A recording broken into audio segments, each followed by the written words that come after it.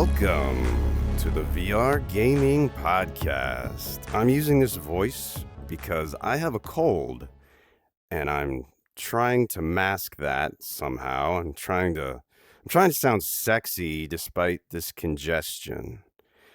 And today it's New Year's Eve. So Alyx, how do you feel about being my New Year's Eve date? Feel hot and sweaty from listening to your voice. Are you worked up? Oh yeah, I'm as hard as a rock. Oh, I am too. I can't wait for those balls to drop. Oh my gosh. Yeah, he's 5 hours ahead of me, so he's gonna have his New Year's. I'm gonna like at 7 p.m. for me. You'll have your New Year's. Yep, and I'll probably be asleep. Me too. Yeah, we're both gonna be asleep for New Year's probably. No, I'll probably be awake, but I won't be doing Alright. anything. I'll just be probably thinking of your voice while I don't know. I'm gonna carry on. I'm gonna carry on saying what I was gonna say. Yeah, I think actually I was thinking about this today. I think I haven't celebrated New Year's for the past 10 years. Like, I think I've been in bed for the past 10 years for New Year's. It's crazy. Like, It's overrated anyway. It's just a date. Fuck's sake. Oh, ooh, now it's a new year. Now I'm gonna change my life. I'm gonna do something different with my life because it's a new day and a new year. No, you're fucking not. Jesus Christ, you're just gonna do the same shit. Give it a few days and you'll be back to normal. Stop kidding yourself. Exactly. Just like all the gyms get full of fat people after New Year's. And then it very quickly goes back to normal. That's right. Yeah.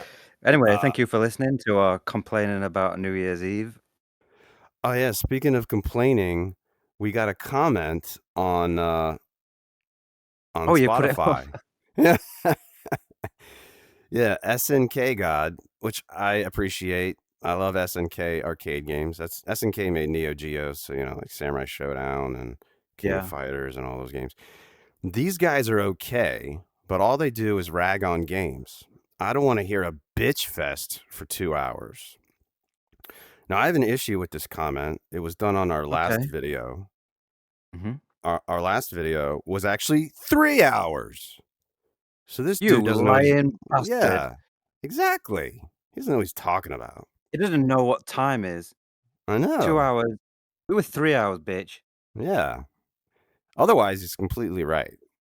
Totally spot on. Yeah, we do complain too much, and we should probably be more positive.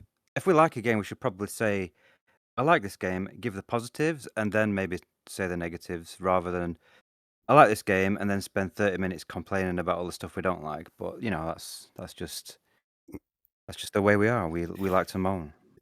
I really like to moan. Oh, and that's I like to tell you about British things that I like. I like moan. That's not something anyone ever says over here. We just say complain. Really? We say complain or bitch. We never say moan. But whinge? Yeah. Do you say whinging? No, I've never even heard that. Oh, you like a good whinge. That's like when someone complains. Yeah, whinging. Wow. Is that WINGE? WINGING, whinging, or yeah, if you can whinge singular is whin. Yeah, it's just a way of saying someone's complains a lot. So you're a whinger, basically. Wow, I definitely am. I'm always learning something new from Alyx about. Oh yeah, English. This is educational and annoying to listen to. Yeah, yeah. So I love to complain. I'm sorry. I'm going to complain a lot in this episode, but I'm also going to say positive things because we're going to talk about game of the year. So maybe that should be your New Year's resolution. You should complain less. I'll do it for a month and then I'll go back to normal. Just do it for a few days. Yeah. And then go back to normal, just like everybody else. That sounds good. All right. So should we just go to the first game? Yeah. All right. The biggest game release is, of course, Asgard's Wrath 2, which came free with Quest 3. I have a lot to say about this. I don't even know where to begin. All right. So what you're Okay. seeing in this video is it's from the intro scene. Like you at this point in the game, you haven't even Remember seen. Hmm? remember people are listening without the video, so just Yeah. to Well, yeah. So okay, on YouTube, if you watch on YouTube, you can see video. If you're on Spotify or whatever other podcast platform, you're not going to see it. So there was this so bird. There tough was this. luck. What'd you say? So tough luck. Yeah, tough luck. Watch it on Exactly. YouTube. Go to YouTube, leave comments, like and subscribe, and you know, yeah, do all that stuff. Anyway, so what you're seeing in the video is right now is some combat in the desert. Earlier, there was this big giant bird that you have to fight, and it's from the intro.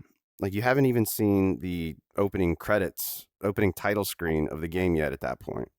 It kind of starts with this whole cinematic thing, and then you do the fight, and then it shows the Asgard's Wrath 2 fiery whatever logo. So when you start, it gives you an option. If you didn't play Asgard's Wrath 1, you can see like this summary cinematic if you want. Or in my case, I beat Asgard's Wrath 1, but I still wanted to see it. But I was initially kind of disappointed because it was like in this purple and blue color palette. So it wasn't full color. It was, and I had heard from other people how cool it was, but I was initially like disappointed because of the color palette. It just kind of took me out of it. I don't know if I can Mm. describe it to you Right. other than saying it's like purple and blue. It's very low limited color palette. And I asked on their Discord why they did that. And they said it was kind of like an artistic choice, but also it helped with performance. Yeah, it's performance. It's Yeah. definitely performance. Um, so then they do the video. They kind of describe the shit with Loki. It's kind of vague to me. But anyway, you end up in that tavern from the original game, and the first thing I notice is, whoa, this looks a lot worse. Because if you remember the tavern from Azrath 1, and you can remember the detail and what the characters looked like and everything. Well, you go into this tavern, you expect it to look worse. We're playing on mobile hardware. But then, like, all the gods that were there, or the people that were sitting there, they're all yellow. Instead of being full color, they're all yellow. And I was like, is this like a Yeah, I saw that in performance thing? footage, and it Yeah. looked terrible. Like, a lot of I noticed sometimes that they had these yellow, like, glowing yellow characters, and I just Yeah. thought it looked really, really bad. And it does look like they've just done it for performance reasons. Because why would you artistically want someone to just be yellow? It I just makes know. no sense. So I asked that a question on the Discord too, and she said they're supposed to be, it's like they're spectral. So I guess they're supposed to be ghosts or something, but I don't really understand why. So Hmm, yes, they could still look better than that. sometimes in the game, yeah, the gods will sometimes be yellow, but sometimes they'll be full color. I think, yeah, just make them full color all the time. I don't know. I don't get it. So then, yeah, you end up doing the bird fight. The bird fight's really cool. That's a great start. Then I think after the bird fight, you see the credits, maybe then, and you get it. Okay, so then you'll start hearing you'll see all these like old witchy hands moving around, and you'll hear all this whispering. Like it's kind of like, it reminded me a lot of Senua's Sacrifice, where you Right. hear whispering, and then this, oh, and then you're hearing all this. It's three different voices doing all this whispering. And I was Yeah. like, "Oh my god, am I gonna hear this shit the whole game?" But actually, no. That's just like mostly like a cutscene type thing. So then you see these three giant goddesses, and the first thing you're gonna notice, I'm sure everybody's gonna notice, is one of the goddesses is topless. But you might say, "Hey, that sounds cool." No, she's like 90 years old. So her boobs are just sagging, like they're like windsock boobs, sagging straight to the Mm, ground with her it's nipples my type. pointing. That's your type? Yeah. Yeah, pointing straight to the ground. You like to knock them around and flop them around, right? That's what I remember Yeah, you telling me. flop 'em, flip 'em, Yeah, scoop 'em, scoop 'em. Yeah, love it. and then, like, flatten them maybe with a Yeah. rolling pin, like Well, a but they're already flat anyway. no, that's true. That's Yeah. true. I was imagining you making them like a fruit roll up and then sucking on them or something. I don't know why. Yeah. And so then you have her, the 90-year-old woman with her boobs are out. Every time you go into this game, she's like going to be like one of the first things you see. Because you go to this it's called the in between, which is the world where those three goddesses are, and you have to see her and then go to the right to go to like the campaign. On the left, you could go to this thing that's, what is it called? It's like called the Rift or something, where you can do this like procedurally generated kind of thing where you can just take on enemies and like, maybe level up your character and crap, but it's not part of the campaign. Like a I don't ever roguelite, do I think. yeah, roguelike, yeah. I don't ever do that thing. I did it once because like during the campaign, this this woman appeared out of nowhere and was like told me to go there, and I was like, okay. I thought it was like part of the campaign, but no, it actually was introducing that roguelike section. But Mhm. that didn't do anything for me. I didn't really understand it. It was confusing. Anyway, It's just an back extra thing, I think. yeah, it's just an extra thing. Back to the old lady boobs.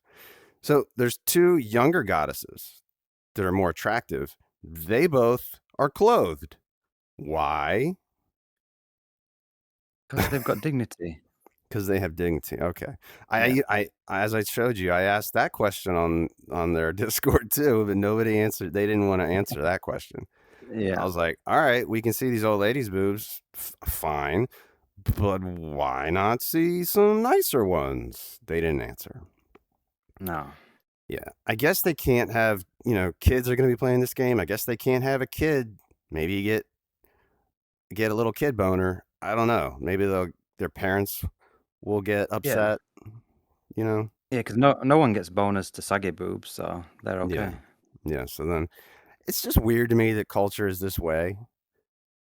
Like where in this game you're doing so much crazy violence and you're splitting people in half and decapitating them, but we can't see a nice pair of boobs. Like, come on. In Europe, I've always heard that's way more liberal with that stuff. Is it? Yeah, certain parts of Europe, especially, people aren't as prude about that sort of stuff, but I don't know.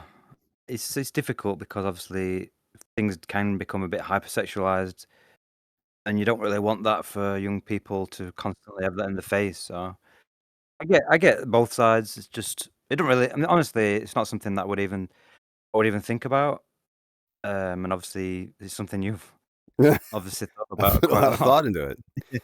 Yeah. Well, all right, if boobs are offensive, then why have the old boobs? Why not have them all wearing I mean, to me, clothes? they're more offensive, so, Yeah. Yeah, okay. more Well, I'd rather see young boobs than old boobs. yeah, definitely. All right, well, I guess I'll move on from that. So then after that, you're introduced to the first character that you're gonna end up being, Abraxas, and it's weird. You see him drop into this like dungeon, and then you initially think, all right, I'm probably gonna like it's probably gonna zoom into his head, and I'm gonna become him. And you're like, no, all right. You end up watching this pretty long cutscene of him just like going through this dungeon and attacking enemies and going through traps and all this shit. It looks like Indiana Jones type of shit. He even does the whole Indiana Jones Raiders of the Lost Ark thing where he takes the little treasure and replaces it with something else really fast. You remember that Right. scene? Yeah. Yeah. So you're like, all right, well, when am I gonna start playing?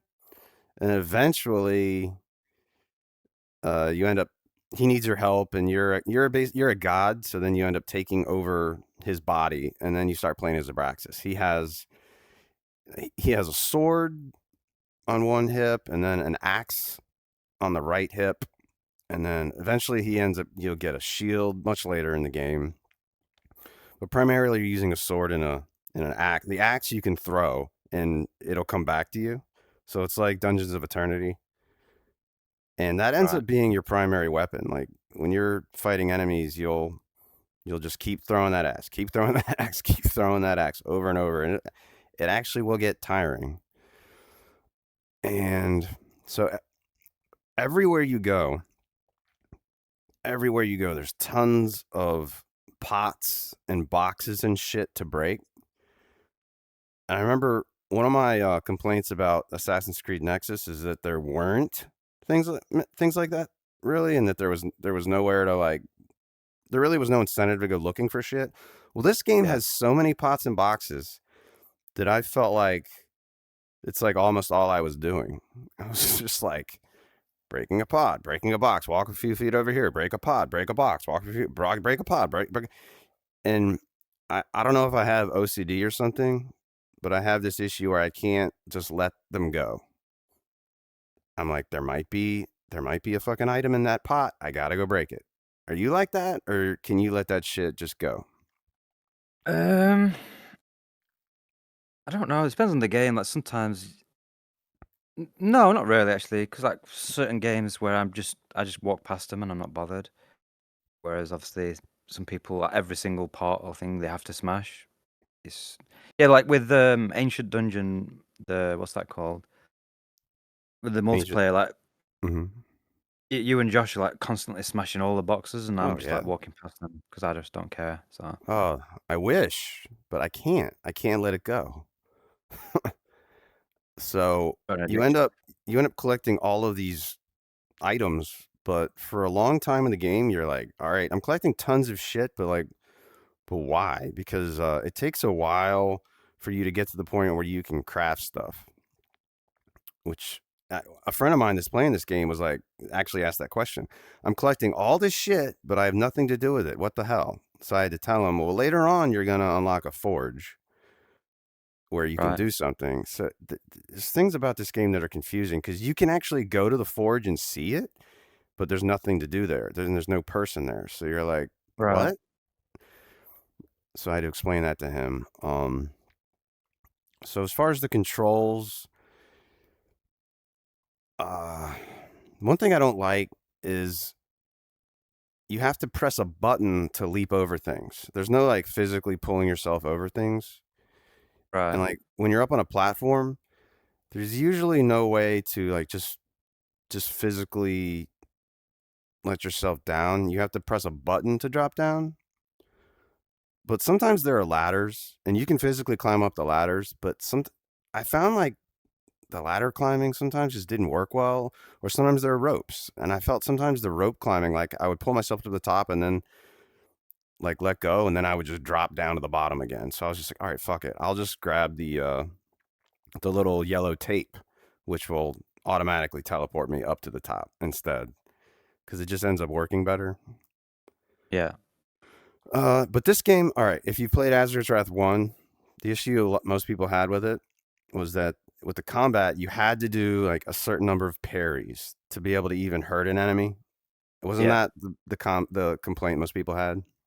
They had armor, and you had to parry it several times to get the armor to remove, and then you could Yeah. go in and kill them. Yeah, well, this game isn't like that. This game has better combat where, like, you usually, for most enemies, you don't have to parry. You can just like I said, you can just keep throwing that axe, and like that's gonna kill most enemies if you just keep throwing it at them. Like they'll have armor and they'll have shields and shit, but it'll wear that shit down. But your right arm, your right shoulder will get tired from all of this axe throwing. But then there are sometimes some enemies that are smart enough where they'll just keep blocking it, or they'll catch your axe and they'll throw it back at you, and it can actually hurt you if you don't catch it. So those Yeah. enemies, you will have to engage with your sword. So you'll come up to them, and then they'll swing, and you'll have to parry it, and then you can kill them, attack them. And they'll do animations where they get cut down the middle, or their head comes off, or their limbs come off. But I found that those animations were canned animations, and they actually didn't have to do with where you swung. So like I could swing horizontally, and then the animation would do like a vertical slice down the middle. And anyway, so that disappointed me a little bit. Yeah, so you can't like slice through them in any direction. It's just like a predetermined Yeah, animation for the yeah. I mean, the combat does look a lot better than the first from what I've seen with the footage though, because the first one was just the worst part of the game. It Yeah. was just so repetitive. Whereas this looks like they've got a lot more to the combat, like a lot more There options, a lot more enemy types.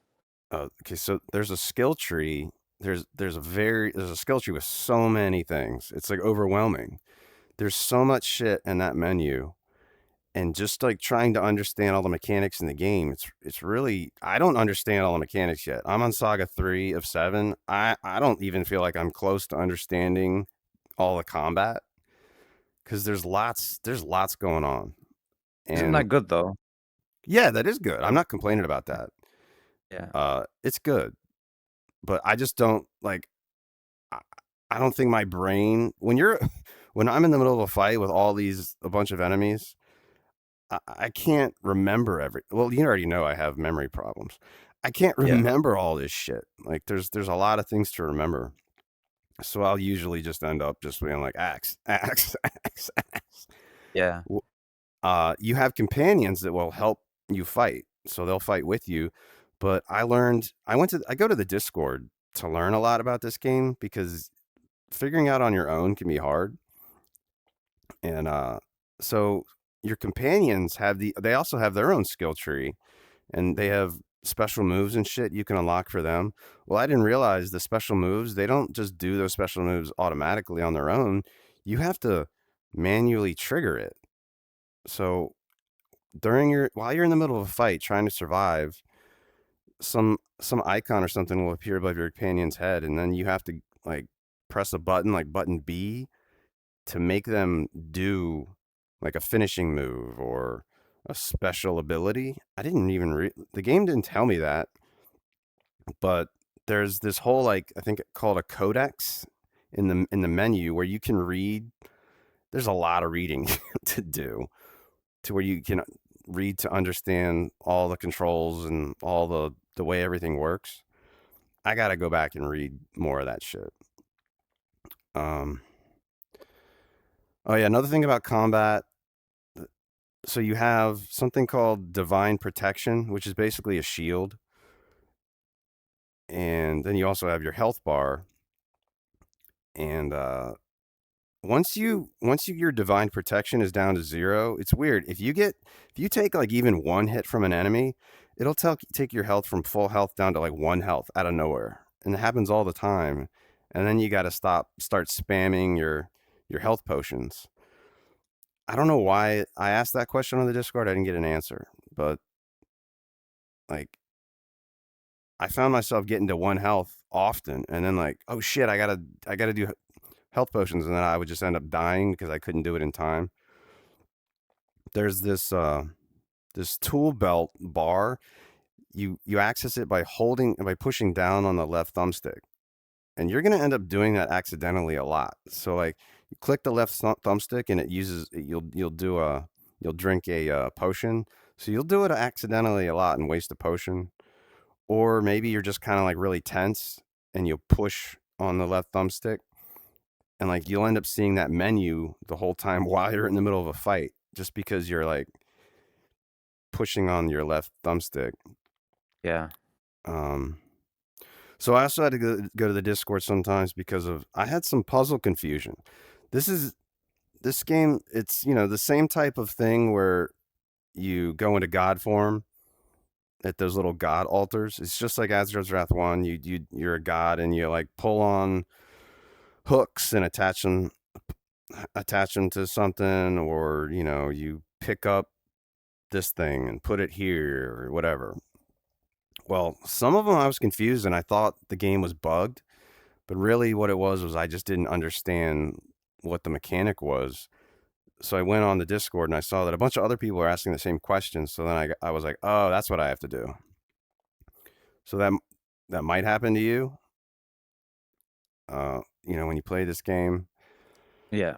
But I I still should like. say I Mhm. should say at this point I've not played this game because I haven't got a Quest 3 yet, so Yeah. I'm waiting for the Quest 3.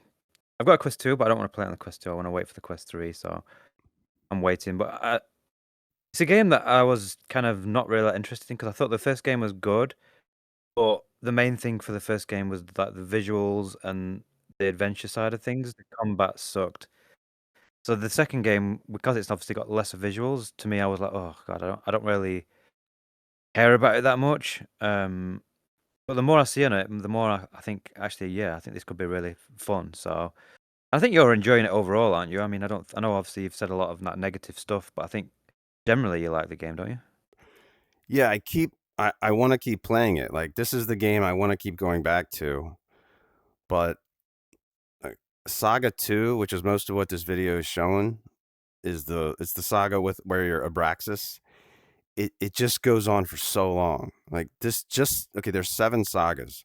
Saga Yeah. 2 is longer than most VR games. Saga 2 alone, it was over 20 hours for me.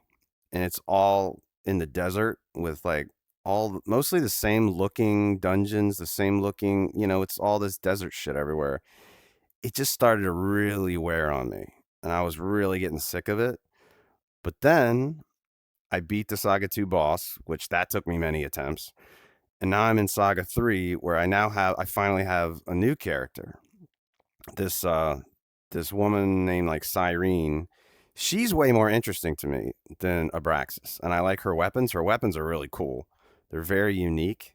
She has, something that's more like a bow. She has something that's kind of like a kind of like a gun turret, and then she has a sword that looks cool as hell. And see that giant woman there? She's the final boss of Saga 2. Right. Um, hey, why isn't she topless? Never mind.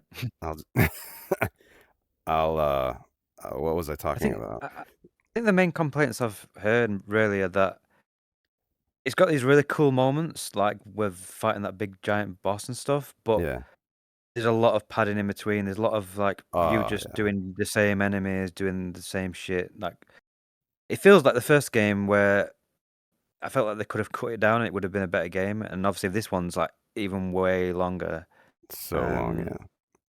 so if they took like the best bits with a little bit of padding in between, it would probably be a better game.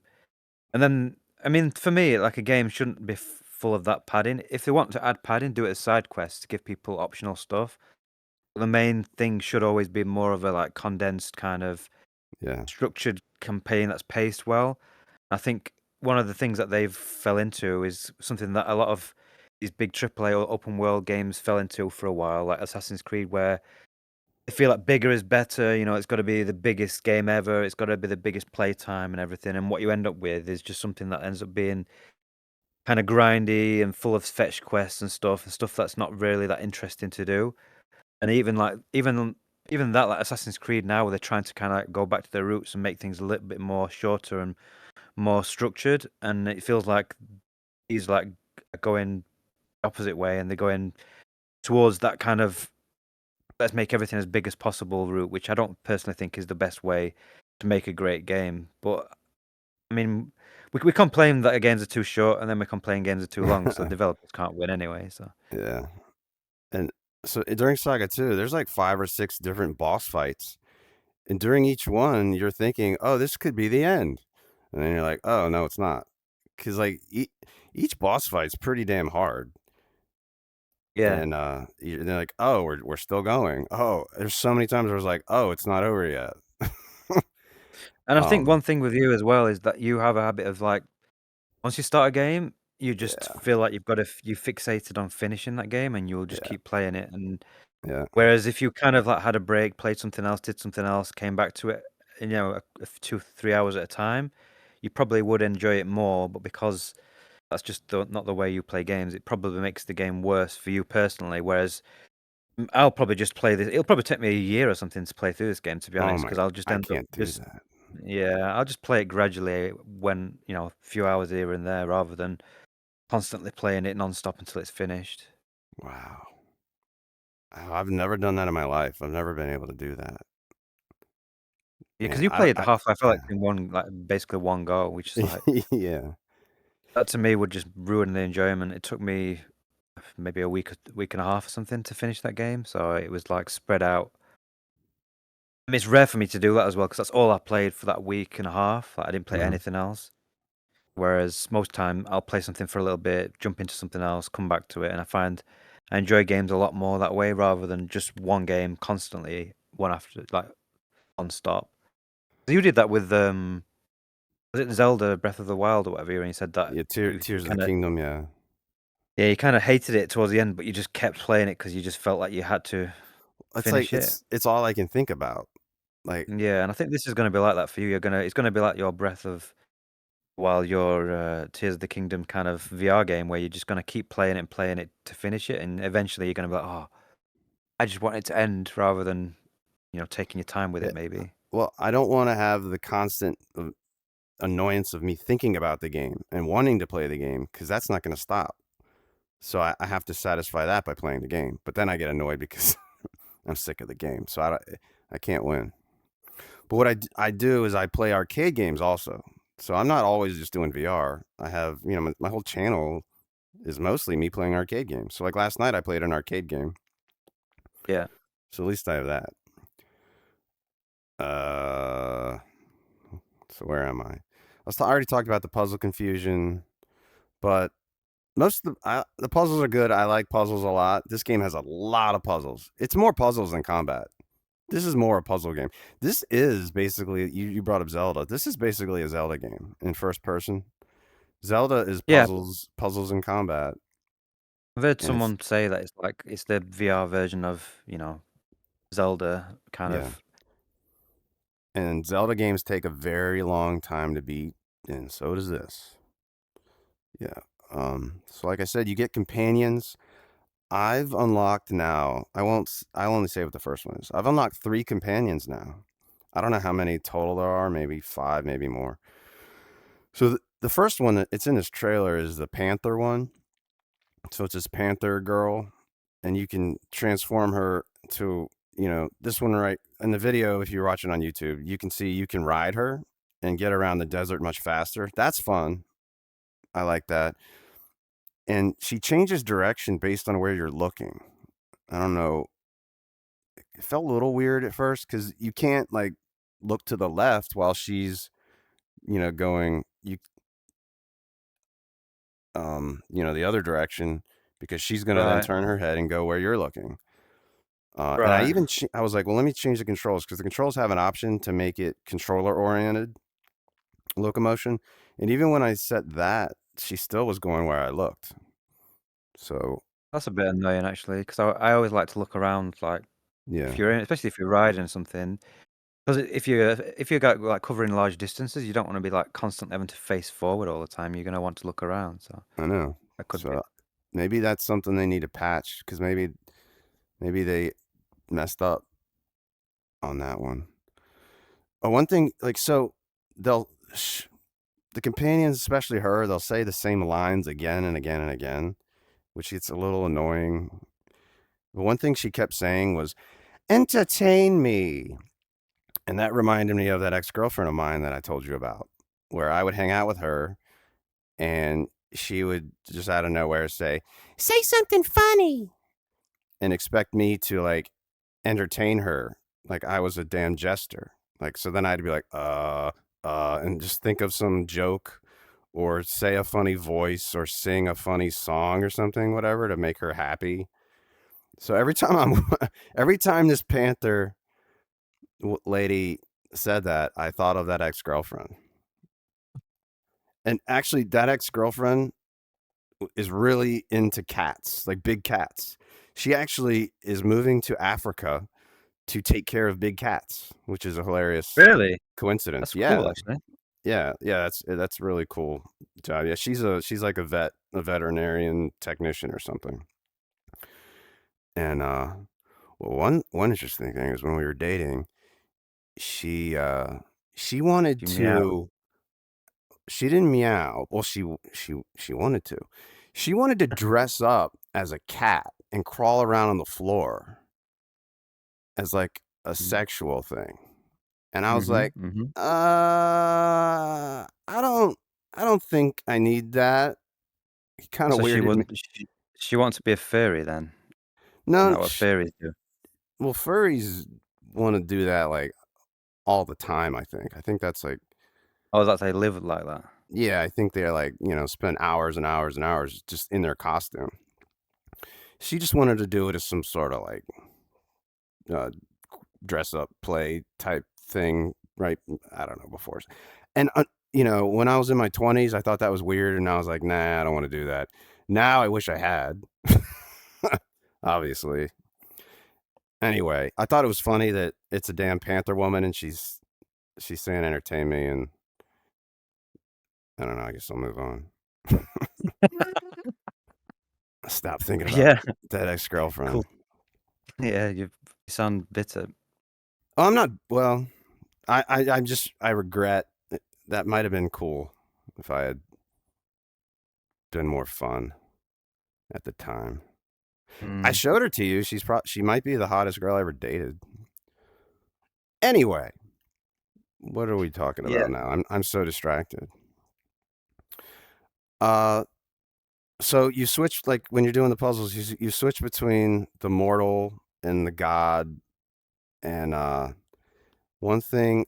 Okay, so I'm playing this game. I don't. Maybe most people are playing this game seated. I'm playing standing and all physical turning. I never use artificial turn because it's I'm the way I just feel like if you're doing VR and especially if you have a wireless headset, you know, why are you just gonna sit and use artificial turn? If you have like a disability or have you know maybe you're at a job where you're standing all the time and your feet hurt, okay, I get it. But I don't have that situation, so I'm doing that. So anyway, every time I press the menu button, I'm like, where the hell's the menu? I have to like usually I'm spinning around 180 degrees to find the menu. The menu is always in a fixed spot based on where just like in Sniper Elite, it's in a fixed spot based on where you reset your boundary or whatever. Which that Right. really annoys me. I told them on the Discord I want them to fix it. But also when you switch between God and Mortal, every time I switch, I'm like, what am I face? Where am I facing? I have to like look around to be like, where the hell am I? What am I even looking at? I have to like spin around 180 degrees to be like, oh, there's the thing I want to look at. So that's something I wish they would fix. Remember I was talking about. God, this is going for a long time. Remember I was talking about. There's so many systems and so much shit to learn in this game. Well, there are these earth, water, fire, wind, life, and death little little balls. I don't remember what they're called. There are these little things that you can stick on your weapons that will give them either earth power, water power, fire power, wind power, life power, death power. And then so see these enemies like if you're watching on YouTube, the enemies will have different color armbands. Like some will have a green one, some will be blue, some will be purple, some will be red. Well, those correspond to one of those one of those elements of earth, water, fire, wind, life, death.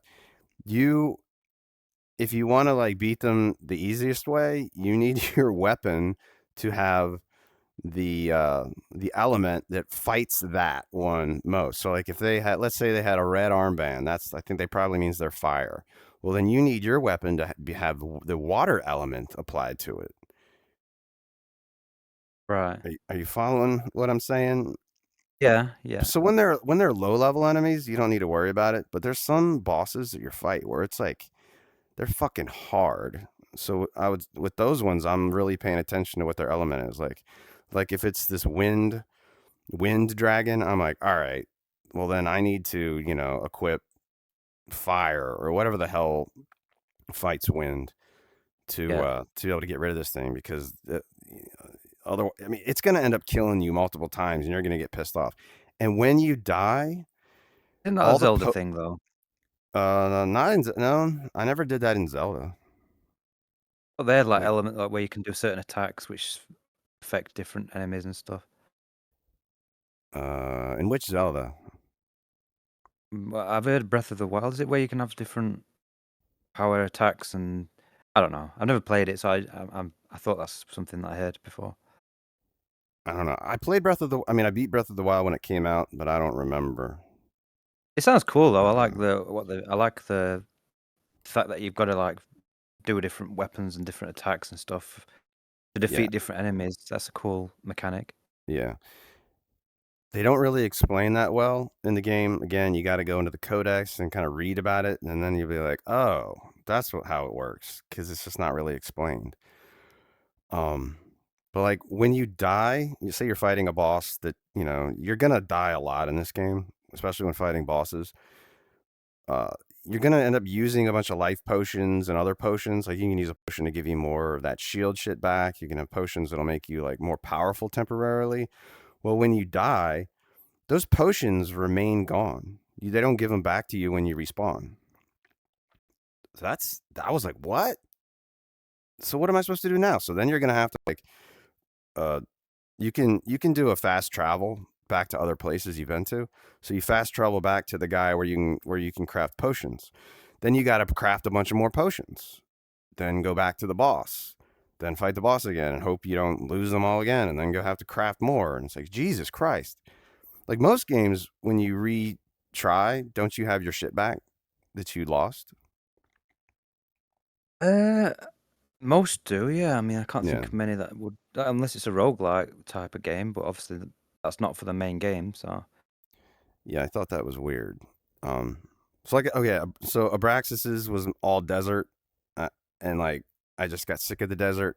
This Saga 3 is way cooler because it's more jungly and it's way more like earthy, and I find it way more appealing. The environments and Yeah. just all the mechanics. So Saga 3, I'm liking a lot and looking forward to seeing more.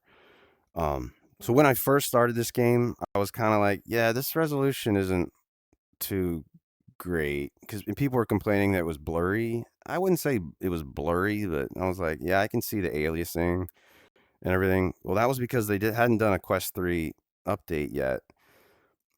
So they did a Quest 3 update because before it was rendering it lower than the panel resolution. Now it's rendering at or above the panel resolution with their Quest 3 update. And there's like higher level of detail, like when you're farther away from something and get closer to it, the detail pops in, I guess, sooner. And there's a 90 hertz option. But I was finding that the 90 hertz option, that hurt my performance too much. Like I was seeing reprojection way too often. So I said, all right, Right. screw this. I'm going back to 72. So at 72 hertz, I'm not seeing reprojection. There's fewer stutters. So yeah, I'm doing the higher res and just 72. It Um, looks good. yeah, it looks good. I don't have complaints with how it looks. Obviously, it looks worse than Asgard's Wrath 1, but that's just, you know, that's just what you'd expect. I mean, that's a PC game. Yeah. Um, but some textures like some of the rock walls, like in the desert, are really low res. Like I was like, this looks like a Half-Life 1 texture sometimes. Yeah. They probably need to do an update on the textures because there was I think no Quest 3 texture update. yeah, they are working on Quest 3 stuff. I think that was the first patch just to add like just some better fidelity, but I think from what I understand, they are going to be doing more work on Quest 3 specific stuff because there's stuff like obviously Quest 3's got a lot more memory, it's got a lot more GPU memory, so they can increase the textures and it still won't affect performance. So Yeah. I imagine they'll definitely be working their way through, but it's such a big game that it's going to take them a while to, do any real updates, I think. Yeah. So this game's it's basically a longer, more open Asgard's Wrath 1 with worse graphics but better combat. It has much better load times. Because I went back into Yeah. Asgard's Wrath 1 to compare, and I was like, holy shit, this is taking a long time to load everything.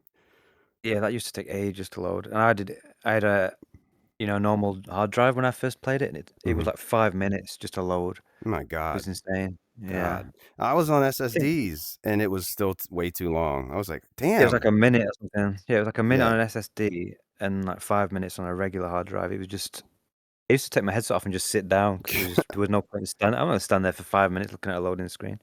Yeah. Insane. And So overall, would you say it's better than the first game? Obviously, the graphics aren't as good, but would you say overall you're enjoying it more than the first game? no. What do you think? You're But not? the first game came out in 2019. and so it was more novel back then to me. Right. I liked Asgard's Wrath 1 more at the time than how I feel about Asgard's Wrath 2. But it's 2023, almost 2024. You know, Yeah. things have changed. I remember. Okay, I loved Asgard's Wrath 1. I don't love Asgard's Wrath 2. I like it. I Mm. would still put it in contention for Game of the Year, in contention, Yeah. but I don't love it. I loved Asgard's Wrath 1. So one other thing Yeah. I noticed, so when I went to Asgard's Wrath 1, I was noticing that the music was a lot better. The audio was better. I Right. saw people complaining that the audio in Asgard's Wrath 2 wasn't very good. I was really noticing the music. I was like, wow, this music is really like cinematic and shit. I just haven't even noticed the music in Asgard's Wrath 2, and I don't know how much that plays into it. I know the first game had like some big composers and stuff made some. They had a live orchestra and everything. It was Oh, is that really why? Oh. grand and everything. Yeah. Whereas maybe the second one's they've not put as much budget into the sound for whatever reason. Well, they So also had to I read keep the file somewhere that. size low. The file size, they had to keep it low because it's Oh going on yeah. this mobile device. So I'm sure they probably downsampled the audio and you know, Yeah, because the first game was like 120 gigabyte or something, was it? yeah, Something massive. yeah. Uh, yeah, this no, they can't do that on a Quest. Now, Yeah. if you had So would you? 2019 me playing both of them, I don't know. I wonder which one I would prefer. I don't know. Yeah, Um, you're still enjoying it. That's the main thing. So as long yeah, as you're finding it fun and enjoying it, then it's a good game. And obviously, if you buy a Quest 3 right now, I'm not sure how long the offer runs for, but you get it it's free with the. it's till January 27th is what I read. Right, Yeah. which is a good Yep. deal. I think Yeah. it's worth the money. But it sounds like if it's as long as it says it is, then yeah, it's actually one of those games that's worth full price. Yeah, I'm gonna play it more today. I mean, there's nothing else I want to play more. Good. And where I That's a am good now, sign. I'm liking it. I just really wasn't liking it in the desert. Getting toward the end of Yeah. that desert. But hopefully that's the only part that's rough. So I guess that's it. Well, Finally done talking about that. until I play it, and then I'll talk about it for 30 minutes. But yeah, Yeah. we can obviously come back to it if there's anything else. Like, it sounds like you're going to be playing it for at least another month, maybe. Well, I don't know with you. Probably you'll be done with it in a few days, knowing you. But you might have more to say next month. So yeah, if you've Well, got any other thoughts, like if you get further and you find you're enjoying the game more, yeah, we can come back to it and give more updated thoughts on it. yeah. You want to do we have AW2, now you want to do AS2? Yeah, why All not? right. All right. We have a lot of A games lately. There's Oh Asgard's yeah, Wrath, AS, Arizona Sunshine, Assassin's AC, Creed. Yeah. AWAS, and the Yeah. AC. Yeah. All right, well, I'll talk a bit for this one then, since you've talked on the last one. Yeah, so AS2 is Arizona Sunshine 2, which released just beginning of the month in December. Um, I- I'd already played some of it actually before when we recorded last month because I got early access to it, but I couldn't talk about it, so I can talk about it now. I played through it in co-op, and then Justin, you played through it single player, so we've got kind of slightly different perspectives. Mhm. Personally, I thought it was great. I wasn't really that hyped on this game before because it's Arizona Sunshine 1 is obviously one of the very first VR games, and I thought it was okay. It was one of my favorite games when I first played VR just because it was a full like game. We're back in 2016. There wasn't really any full games. They were all kind of like wave shooters and tech demos and stuff. So this was the first game was one of the first like proper full length story driven campaign game type stuff. Um, and obviously the second game is the same thing. It's another full length game. Took me 7 hours. I think it took you about the same, just in 7 hours. Um, when it first came out, there was a lot of content creators making videos and saying it was like 3 to 4 hours and stuff, which I'm sure maybe they did in that time, but to play through it that fast, you would be You would be rushing through it. I can't. You're not stopping to. You're literally going to be going from point A to point B.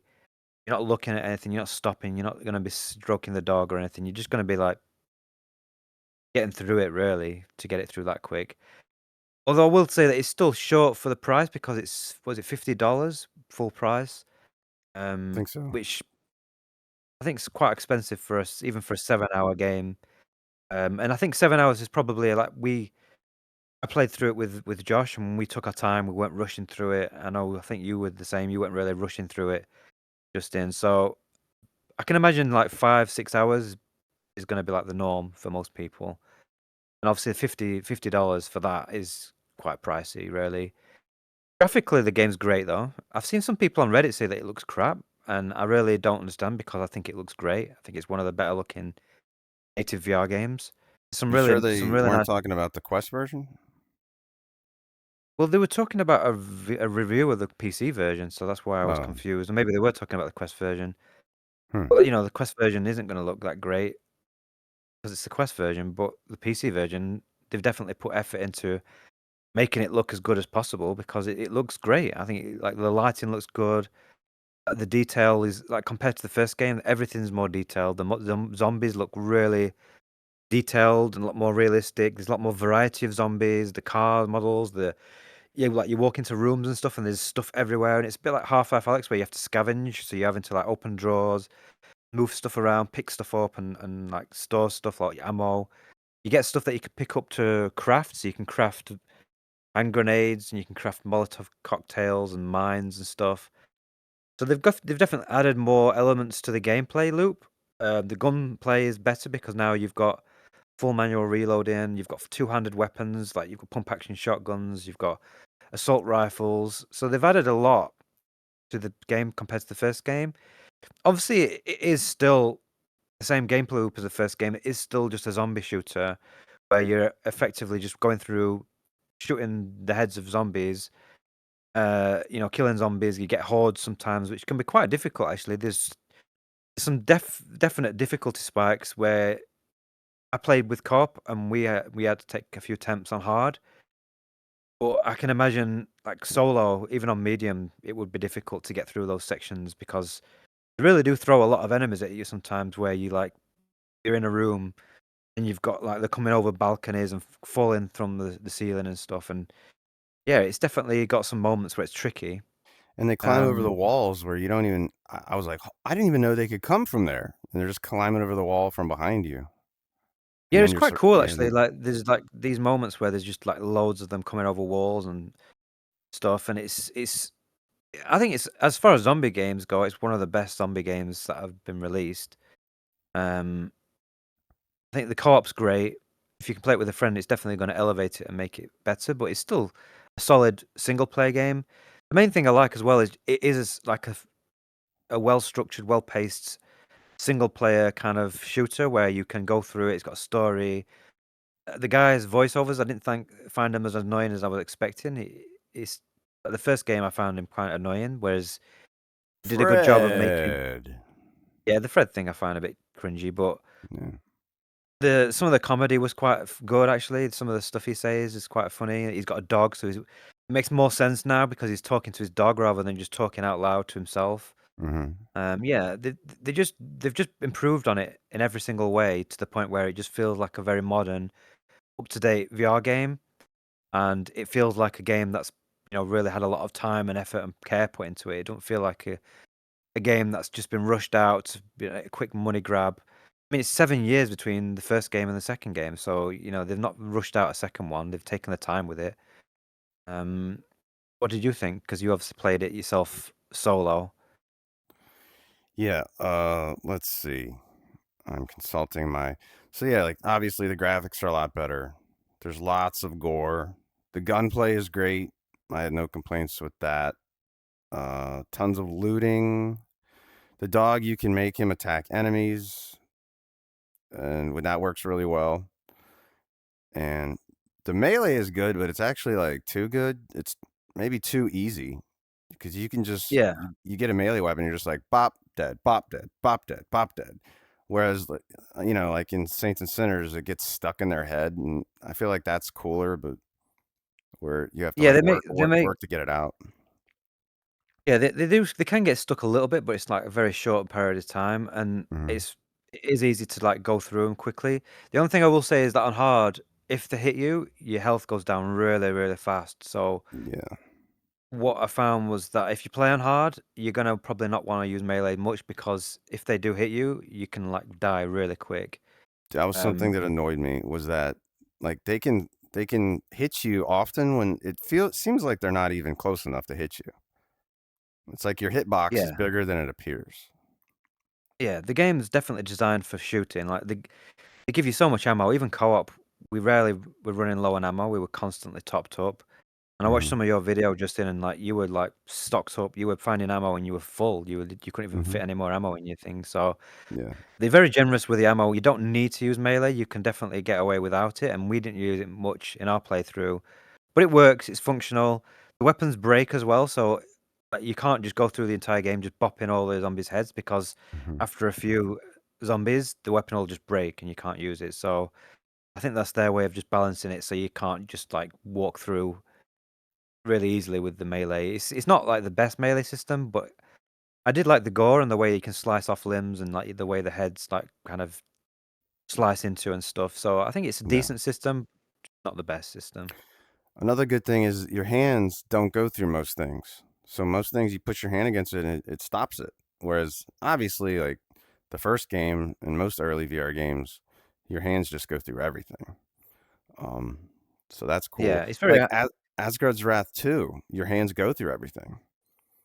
You know, yeah. like it's on an old game engine or something. Like your weapons don't, but your hands go through everything in AW2. I think it depends on the game as well. Like, if the game doesn't really need that, and it doesn't bother me that much. But with a Hmm. game like where you're looting and stuff, then you definitely want that kind of collisions because if you're opening a door, you want to be able to just like push your hand against it to open it, or if you're pulling a drawer open and you want to close it, you can just push your hand against it rather than having to grip the handle to put it shut again.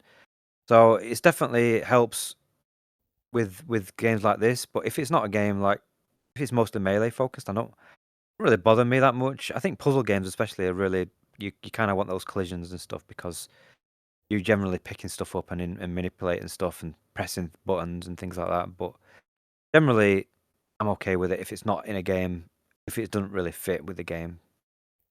Now I have a list of cons Oh to God. uh Go to on to then. confirm what that commenter said. All right, so we both had reload annoyances because of the ammo being on the chest, so you end up like grabbing that when you're trying not to. Yeah.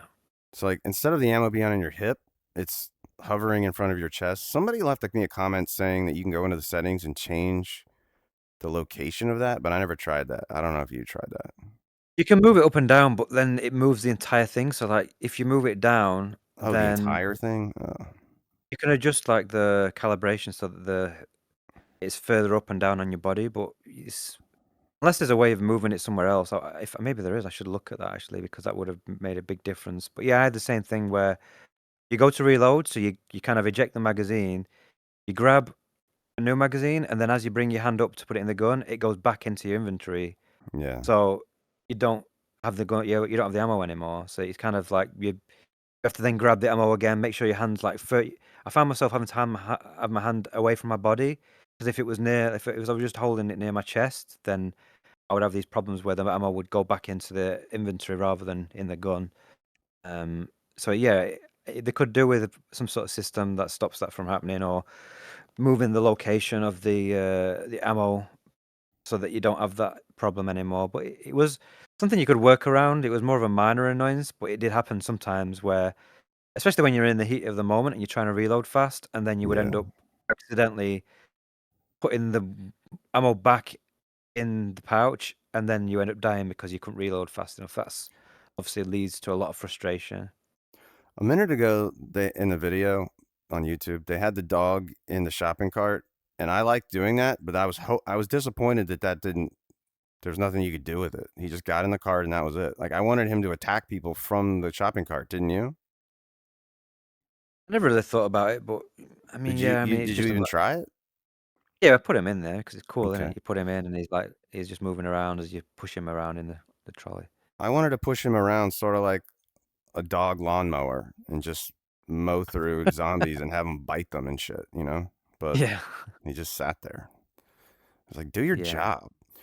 All right. So then another Ah, issue I had was I couldn't get close enough to things. Like a lot of times I was having to lean forward to reach for like loot and stuff, like because like the game wouldn't let me get close enough. Did you have that issue? um, not really. I can't think All of right. anything major. No. All right. So for me, the game was the same old thing for the most part. It's just the same old. It's mostly the same type of gameplay. The zombies to me are boring. They're just the same old slow humanoid. Obviously, they're humans that are turned into zombies. There's nothing crazy. I like crazy, wild shit. Yeah, Like, there were some that ran. There were some that were faster that would run at you, yeah, and there were some like heavy ones that took more bullets. And there's one which had like armor on, so then you'd have to use the dog to get the. The dog would have to like pin it down and take yeah, its helmet off, and then you yeah. would have to then shoot it on the head. But generally, majority of the enemies are just like brain dead zombies that walk towards you. I was disappointed because I thought because obviously with After the Fall and stuff, because they've got like more variety of enemies in that, and they've got like boss fights and stuff. I was kind of hoping that they were going to do that in this game, where they would have a few different types of zombies, maybe some that like jump at you from a distance, or some that boss, some sort of big boss fight or something. But there was nothing. There was no like major special enemies. They were mostly just slight versions of the same thing, really. Which yeah, that was a little bit of a disappointment. I will It's, agree with that. it's one of the reasons I love Resident Evil games so much is that the zombies aren't boring at all. Like they're fucking interesting and they're scary and they're fucking crazy. Like Yeah, they're they have real. some mad shit. Like yeah, Yeah. there's major. Like, they have the zombies, but then they'll have like some weird freaky man that's got an eyeball on his shoulder and he's got a massive claw for a hand and stuff like that, which And or the like tyrant was this big guy walking around that just punches you. And yeah, Resident we're Evil, that's why Resident Evil's so great though, because it's yeah. so iconic. It's got these such creative monsters like the lickers that a death. You see Knows they my can't hear favorite. you. My favorite is Marguerite from Resident Evil 7. She was Oh my do you oh favorite. yeah, the 7 was really good because they had them transform as well. Like they had Yeah, these regular people. And as you progressed, they'd transform, and eventually they would turn into like a boss fight. Which, yeah, there was some really cool stuff in Resident Evil games. That the creativity is really good. And that's yeah. where this is lacking. It is lacking that bit of creativity. It is, it is just a zombie game, so don't go into it thinking that it's more than a zombie game because it's not. It is just another zombie game where you're shooting zombies. That's kind of the gameplay loop, really. Well, Propagation Paradise Hotel, which we both like, that's just a zombie Yeah. game, but that game is scary. This game isn't really scary to me.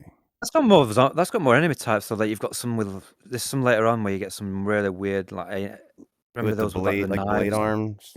Yeah, blade Yeah, arms, and there's like big, massive fat guys that are like mini bosses, and yeah. there's one guy who's like a muscle bound freak in a gym area. Yeah, there's Hmm. some really cool stuff in that. It does more. I also like that zombies in that actually. Some people really didn't like the fact that they were spongy, which normally I don't like, but I just found that it made them so much more deadly, like in Yeah, that game. And yeah. Resident Evil, like Resident Evil 2 and 3, the zombies in that, you can't just kill them one shot with a headshot. You've got to take several shots. Hmm. But in Propagation Paradise Hotel, they come running at you like really kind of freaky. Yeah, Yeah.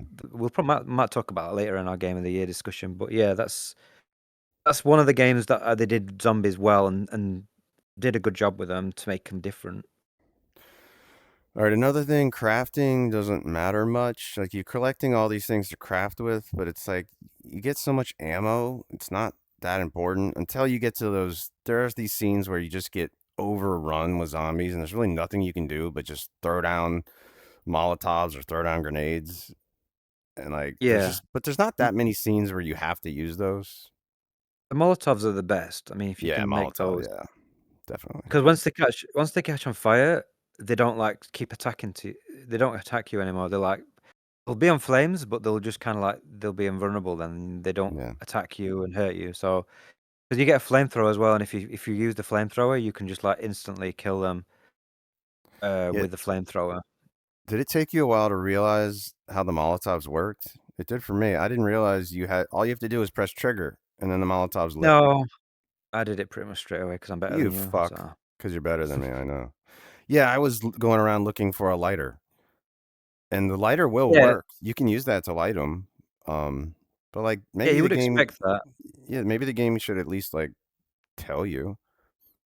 I But think it would have been just they could have just given you a lighter, you know, as part of your oh, inventory, and inventory. then Yeah, you can just use that. Would have been a better system to do it rather than because there's a game that Paradox of Hope, which I talked about before, which has gone obviously disappeared, but they did that where they have a lighter and you can use a lighter to burn like webs. You can use the lighter to see it in like if you're in the dark, you can put the lighter right in front of you to see.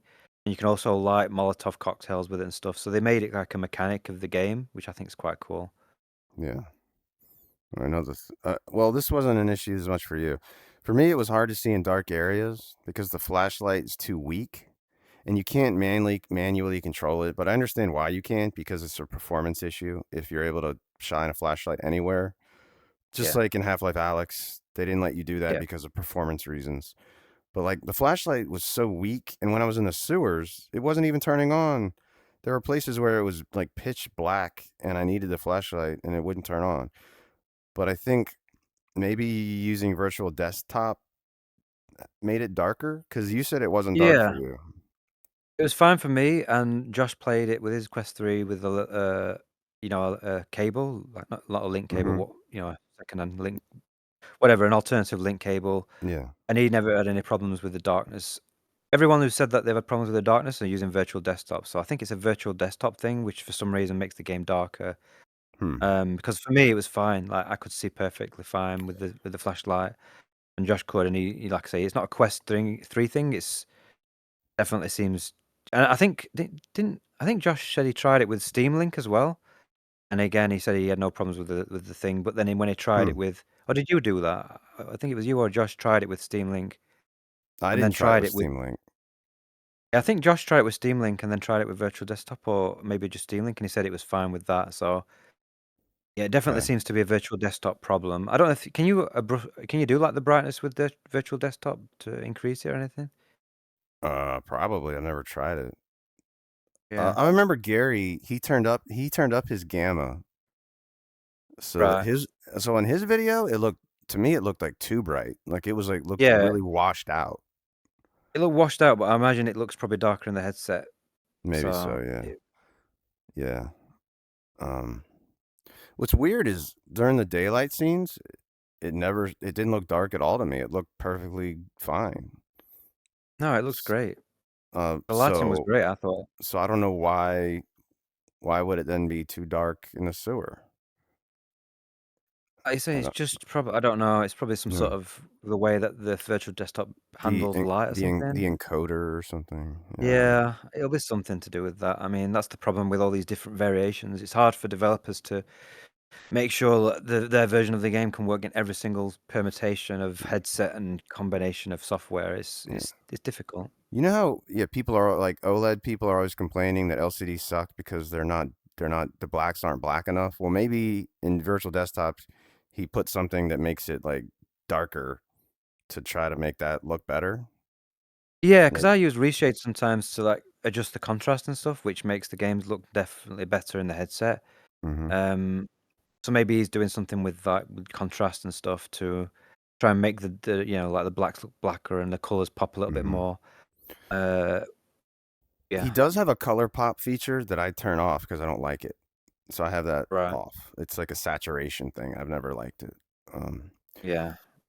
all right, what's the next thing? You end up accidentally grabbing your weapons a lot when trying to grab other things. So, yeah, like especially on Buddy the dog, I would accidentally grab like he can hold two guns on his body, but I think they had to be pistols. For some reason, maybe you couldn't put rifles on him. I can't remember. No, it was just 2 one-hand it was like pistols, Yeah. Uzis, that one-handed stuff. I would end up grabbing those accidentally, or I'd end up grabbing my own gun and like God, when I was trying to loot, that was Yeah, they were annoying. There were again, it's the same problem with the ammo thing where it's the location of the stuff. It's like when you're trying to grab something on the floor that's near your feet, I would always grab my gun and then I have to Yeah. you'd have to, like, move back a little bit and that's a system like, you know, with something like Half-Life Alyx or Boneworks where they use you use the trigger to, like, confirm it and then you use the grip to grab it. Mhm. That's why they do that, because it stops you from grabbing stuff accidentally that you don't want to, or grabbing the wrong thing because you've gotta make sure you use the trigger to, like, lock onto something first before you can grab it. So that would be a This way for them to fix that, but this reminds me of Asgard's Wrath too. I was getting annoyed grabbing my weapon when I was looting in that too. But in that game, I forgot to say, you can go to the menu and then you have a weapon slot on both shoulders and then you have a weapon slot on both hips. So what I did was I took that axe that you can throw is by default on your right hip. Well, I moved it up to my right shoulder, and then that eliminated my looting issue where I was grabbing the axe all the time. right. So that helped a lot. If you could do that in this game, like put your weapon on your shoulder, then that would be cool. Uh, Yeah. let's see. You can only so the only inventory you have is your two wrist slots. You have wrist slot in the left and a wrist slot in the right, like Half-Life Alyx. There's no chest holder or backpack. So anything you craft, you can only hold two of them. That's it. Yeah, and Um, there's things like you could craft, mines, and you couldn't even put them in your wrist pockets, so you were like you had to carry them. So Jeez. we rarely used the mines. In fact, the mines were kinda useless because they had a really poor range of activation, so, like, the zombies had to literally, like, step on them. They wouldn't be within the area or anything, and we used them maybe 2 or 3 times throughout the entire game. And even then, they didn't really feel that useful. So the crafting, like you say, you can manage without crafting at all. It felt like a bit of an afterthought, really. It didn't feel like something that you kind of needed to do.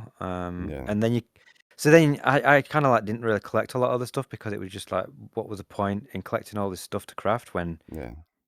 it's not really much point of it. Do you think they could patch in a backpack, or would that break the game? It would add a lot more complexity to like the way that they would. And yeah, I mean, I don't think it's needed for the way that they said it. They wanted to obviously keep it simple so that you don't like have to manage inventory and stuff like that. Mhm. Um, and I think if they were going to do that, they would need to make sure that the crafting system had more reason to do it because having to like collect stuff, put it in your inventory just for the occasional time to craft a grenade wouldn't really be worth it, in my opinion. All right. I don't have anything else to say, do you? I mean, we both recommend this game. This is a I think contender for game of the year. I recommend it for on a sale, and I Okay. think you'll get more enjoyment out of it co-op than you will single player, but that's the same for every game. Um, but yeah, if you like zombie shooters and you're still not bored of them, then definitely get it. But I know some people really have like worn out on zombie games. I thought I was, to be honest, but I still enjoyed it more than I thought. So I'm worn out. yeah, Yeah. yeah, Yeah. All right. Next game. I already talked about it last time, but I beat it. Assassin's Creed Nexus. What are there? yeah. It's like 17. This is Gamertag's videos. This is like 17 levels, maybe 16 or 17. And so the only thing I'm going to say about it now is like, the, I was really impressed by the textures and the lighting in this game. Like, this is really AAA looking. Yeah. Um, like, whoever does the artwork in this game does a great job. Like, these textures, like just like on a wall, it looks so 3D. And it's not until you get right up on the wall and look at it like sideways that you can go, oh wait, that's just a flat texture. But like, I don't know if they have Yeah, people doing this or they have AI doing it. These textures are so convincing, especially when yeah, I you're think they indoors. All right, what are you gonna say? yeah, I think they like they kind of bake the lighting into the texture. I think they've got Yeah. like technology where they'll have a texture and then they'll kind of bake light into the texture so the texture's relevant to the lighting of the game so that when you're inside it looks like it's lit from the light source that's actually in the game, even if it's a flat Mm-hmm. texture. So from a certain distance, it looks literally 3D. I think Half-Life Alyx did that as well because, like in Half-Life Alyx, the Yeah. textures like bricks and stuff were really good. But then you get close and you realize, oh, actually, this is just like a flat thing, but it somehow looks like it's got depth from a foot away or something. So yeah, that's Yeah, like a AAA sort of quality sort of thing that you don't definitely. find in non-VR, non-AAA games. Yeah, and then, like, the climbing and the parkour in this game are just so much fun. This game's really fun. Like, while I was beating this game, going through the later levels, I was 'cause I did switch from Asgard's Wrath 2 to this game because I was thinking, "All right, I need to beat that game," because I had Yeah, already gotten pretty far in it, and I was like, "Let me just beat it." And I was felt like I was having more fun in this game than I was in Asgard, but yeah. I was It's the movement, isn't it? It's like the movement, being able yeah, to like run around places and stuff. yeah, and just being able to you can climb almost anything, and just at any time, just pull yourself up and just you're up a building so fast and running across the rooftops, and yeah, it's really fun. It's the one issue really well, the combat isn't very good, and of course the performance, it stutters, but there was a patch recently, and I think it improved it. 'Cause Yeah. I wasn't noticing many stutters this time. Um, It sounds like a good game though. I mean, it definitely, it's impressed me. I mean, obviously I've not played it, but just from what I've seen and everything, I genuinely didn't think they were going to be able to pull off something this good on a standalone headset. I don't know what it looks like on Quest 2, but like for Quest 3, it looks pretty good to me. So if it comes out on even, PC, I'm gonna buy it again. yeah, I hope I it will, will. or at least PSVR 2.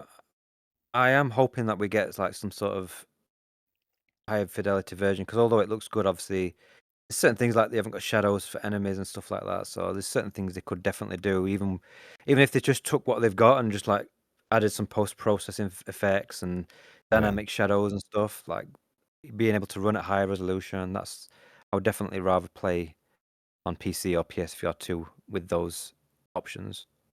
Remember, we both played Rogan: A Thief in the Castle? I meant to go Yeah. back to that as, like, a comparison, but I never got around to it. But that would have maybe been a funny comparison because 'cause I'm imagining that it would just suck if I played it Yeah, now. that game's kind of not that great. Yeah. It was one of those, it was out at the time where there wasn't much out there, so we kind Yeah. of, like, thought it was okay, but then you Yeah. go back to it and it's like, "Oh, yeah, actually, this is kind of not very good." It Yeah. looked good, but the gameplay loop was really basic and not very good. Yeah. Alright, you wanna go to, Escape Simulator? Is that the next one on the list? Yep. Alright. Yeah, this is a demo. This isn't the full release. It's coming out some point in 2024, this year, I guess, if you're listening to it as it gets uploaded, just going into the new year. It's a non-VR game that's getting a VR port. And we played the demo, and the demo is actually pretty generous. It's got like 3 rooms to escape, and we must be pretty dense because it took us quite a while to get through them. It was like, what, 20, 30 minutes each room or something for us to get through them? It was, a Yeah. reasonable amount of time. And yeah, you're in like different themed rooms. So like ones where you're in like an Egyptian type of environment. There's another one where you're in like an old 1900s sort of stately house. There's one where you're in like a space station. The rooms are quite small though. I was surprised because it says it supports up to 8 players, but like the rooms are tiny. You could barely fit 4 people in there. And it's a typical escape room where you've got a bunch of stuff around. You can pick up loads of stuff. You can examine it. You can open books, and sometimes you got to open a book and read stuff in the book that gives you clues as to what you need to do for certain elements, like padlocks where you need a code, or you might need to do like a hand puzzle where you've got to guide something to a certain place and stuff. It's really good. I was really impressed with it. I mean, it's got very good. I think it's got like, overwhelmingly positive reviews on the non-VR version, and the VR version is obviously the same game, just with motion controls. So I think this is going to be a really good game to play, especially co-op. Like, there's not many puzzle games co-op, and I'm really enjoying. Like, there was that Rooms of Realities. I thought was really good, like to play with you guys, and then this as well, which is going to have 25 rooms. So if it took us 20, 30 minutes per room for 3 rooms, imagine that times 25, and then on top of that, there's a community level editor. So there's apparently 1,000 community made levels, so you can like just try community levels that are going to be obviously mixed variety of quality, but I imagine some of the highest rated ones are going to be still pretty good to play through as well. So there's going to be like probably 10 plus easy hours worth of content with this thing. So yeah, I think it's definitely one of my most anticipated games coming up this year. To be honest, I think it's going to be really good fun to play through it. What did you It think? Oh, yeah, I liked it a lot. Do you think the puzzles in this are better than Rooms of Realities or on par or The Rooms of Realities ones are more VR puzzles because it's made for VR. But yeah. these puzzles I found were more interesting. Like you had to think more. Yeah, that's They true. were more kind of puzzly where you've got like it's like I say you've got a book and you've got to read through the book to find out what you need to do, or you've got like what did you say? Hyla, Hieroglyphics? hieroglyph. Yeah, I can't fucking say it. Whatever them things are in Egypt, like you've got those, and you've got to figure out in the book what each one means, so that you can get the code to be able to put into the thing. And yeah, it was just I found the puzzles, even though they were more like obviously flat centric. They were more interesting to solve, like, mentally, Mhm. like, they took more like, the Rooms of Realities ones, a lot of that stuff felt like kind of, trial and error, whereas Mhm. these felt more like actual figuring things out to put a code in or something, you know? You couldn't just trial and error them, you actually literally use your brain to figure out what the game wanted you to do, which I find those more interesting than trial and error type puzzles, Yeah. personally. The controls weren't bad, like, they weren't like, you pick something up and then your hand disappears and you've got a floating thing and you can, like, put them in some sort of inventory type thing, and yeah, it was fine. It's serviceable. The other thing as well is, like, when you're in VR and you can't like, if I look at you in VR playing, like, you won't I can't see your hands moving around, like, you move around like you're a 2D gamer just using a mouse and keyboard where you kinda just stuff's Yeah, just kinda, like, just floating in front of you. You couldn't we s see. we see the object you're holding, but it's just kinda floating in front of you. Yeah. Yeah. Which I get. Obviously, it's difficult to get avatars to look good. Like Rooms of Realities uses the meta avatars, so they're like the preset ones that look okay. Whereas this game's got like an avatar creator, so you can literally customize your avatar, change costumes and hats and stuff. So they probably want to keep that system for the non-VR game.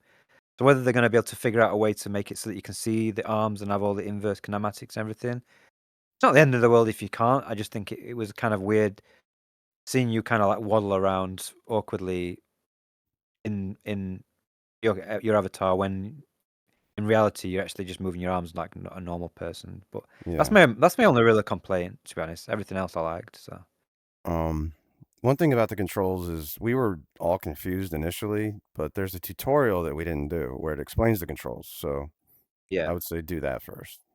They do the tutorial 'cause we it's not like a tradition.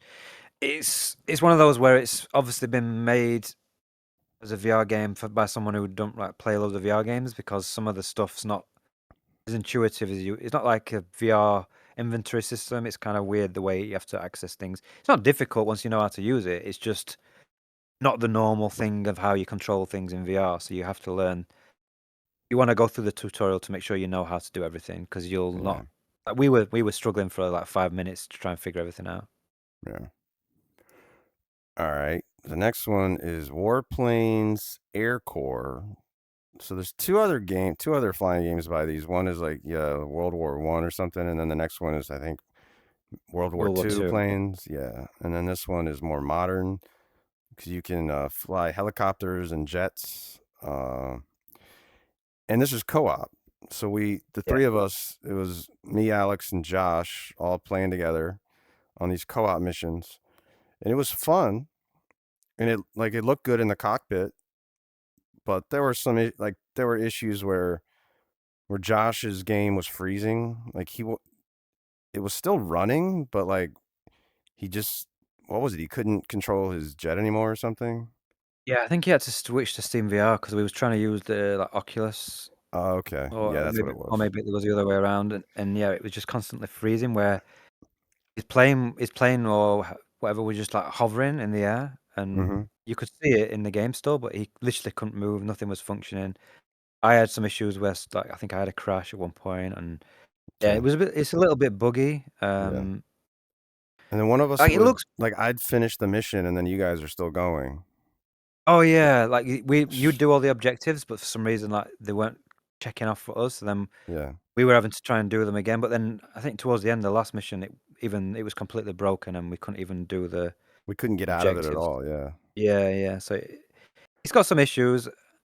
It's one it's I liked it, but I wouldn't play it myself, like, if you wanna play it's like a mixture between simulator and arcade. It's not super arcadey, although you can have, like, an arcade flight mode, and it's not like ultra simulator. There's a simulator mode, so it's easy to fly them around. You've got like a virtual cockpit where you can reach out with your motion controls, grab your joystick, and move it around. And you've got your throttle where you can move that around with your hands and stuff. It's pretty cool, and it looks a lot better in the headset than I was expecting. It looks pretty basic on video, on 2D video, but in VR, hmm it actually looks pretty good. I was surprised, but it's not. If you want to play an arcade flight game in VR on PC, then I recommend Project Wingman because it's way better than this. Um, but if you want to play it but that co-op, then doesn't it's have probably worth. motion controls though. No, you'd have to use a gamepad or you'd have to use a Yeah. HOTAS. Yeah, but I mean, I find these flying games kind of boring after a while because you are literally just doing the same thing. Like you just fly, shooting shit, and that's it. Yeah.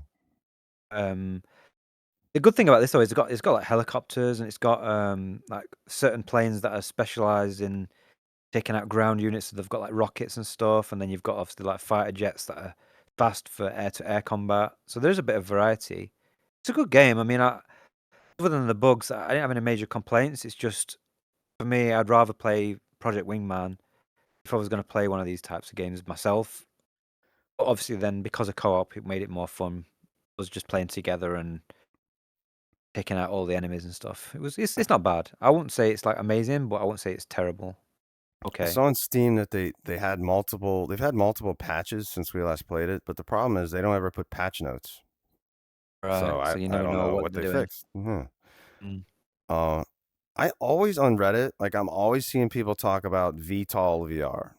Like that's like people think that's a great and that's motion control flying game.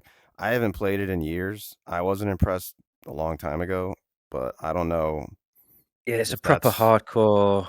Um, it's like you've got to sit and learn every control. You can oh press all the god, buttons, and I can't do yeah, that. you got to sit and learn how to fly a plane. Basically, you've got to like learn Uh, all the buttons and switches and systems, and it's not my sort of thing. I uh. tried it, and it was like I spent 10 minutes on the ground, just like the tutorial teaching me how to fly the thing. You know what I mean? It's that sort of thing. So Uh, if you're into that sort of thing, it's great. But for me, it's like too much, too hardcore for me. yeah. I will go to the next thing. The next one is Zheptics. I have your video here, and Oh yeah, I forgot about this. I could go straight to the Yeah, Zheptics part, or I could just. Would you rather me just leave it playing just leave it because playing it's only like I don't know, 30 seconds or something of the footage for the and Zeptics go to anyway. Virtual Insider on YouTube to watch the full video?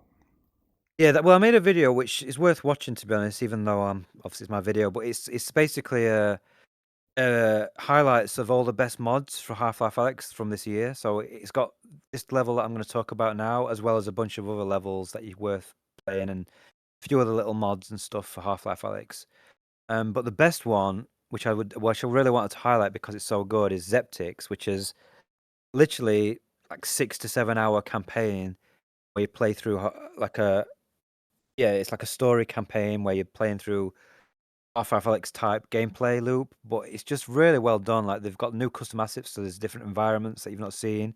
There's some new enemy types that you've got to deal with. They've just done a really good job with the level design, where they've just managed to take the standard like enemies and stuff, and they've managed to spice it up and make them interesting and different.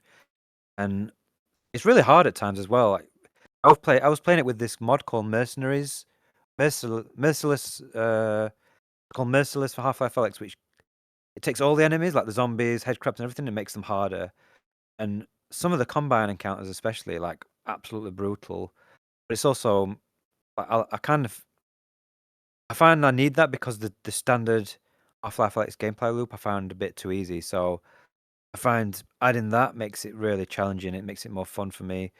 But yeah, it's pretty tough at times. I think it's supposed to be pretty tough even without that, so maybe try it without, to see how you get on. But yeah, it's just really well paced. You've got a mixture of all the different enemies. You've got zombies, you've got head crabs, you've got antlions, you've got the electric, what they call them, electric dog enemy type things. You've got, lots of combine fights. It just does interesting things where you've got like one section where you're in like a dark area with this generator. So you have to walk up to this generator, turn the generator on to turn some lights on. And then you'll have like a wave of zombies and head crabs that come out of the darkness. Because you can't see where they're coming from, like the head crabs will literally just jump out of. Normally, you can see the head crabs like do that little thing where they tell you where they're going to come from. Because you can't see them, they'll literally kind of jump out of nowhere. It just makes it way more intense, and there's just loads of different moments like that. There's a minefield that you have to go through, but whilst you're in the minefield, there's head crabs that are popping up all over the place. So you're having to like try and fight off head crabs whilst also avoiding mines and stuff. So it's just really well done. And if you want some more Half-Life Alyx gameplay, and it's obviously completely free, and I highly recommend downloading this. It's called Zheptics, which is Zheptick. Here's Zheptics on the video. It's on the video now if you're watching the video, but yeah, it's great. I really can't recommend it enough if you really want to play some more like Half-Life Alyx gameplay loop. And it's just Half-Life Alyx is still one of the best games for me. It's like so polished. Even though it's obviously quite limited in a lot of areas, like you can't jump around. Although there is a mod that makes you jump now if you wanted to, but you can't. Obviously, you've only got 3 weapons. They're all one-handed weapons and stuff. I still love the game. I still think it's such a great, well-made game, and the gameplay loop I personally think is just really good. I think it's really fun. So yeah, check it out if you want to.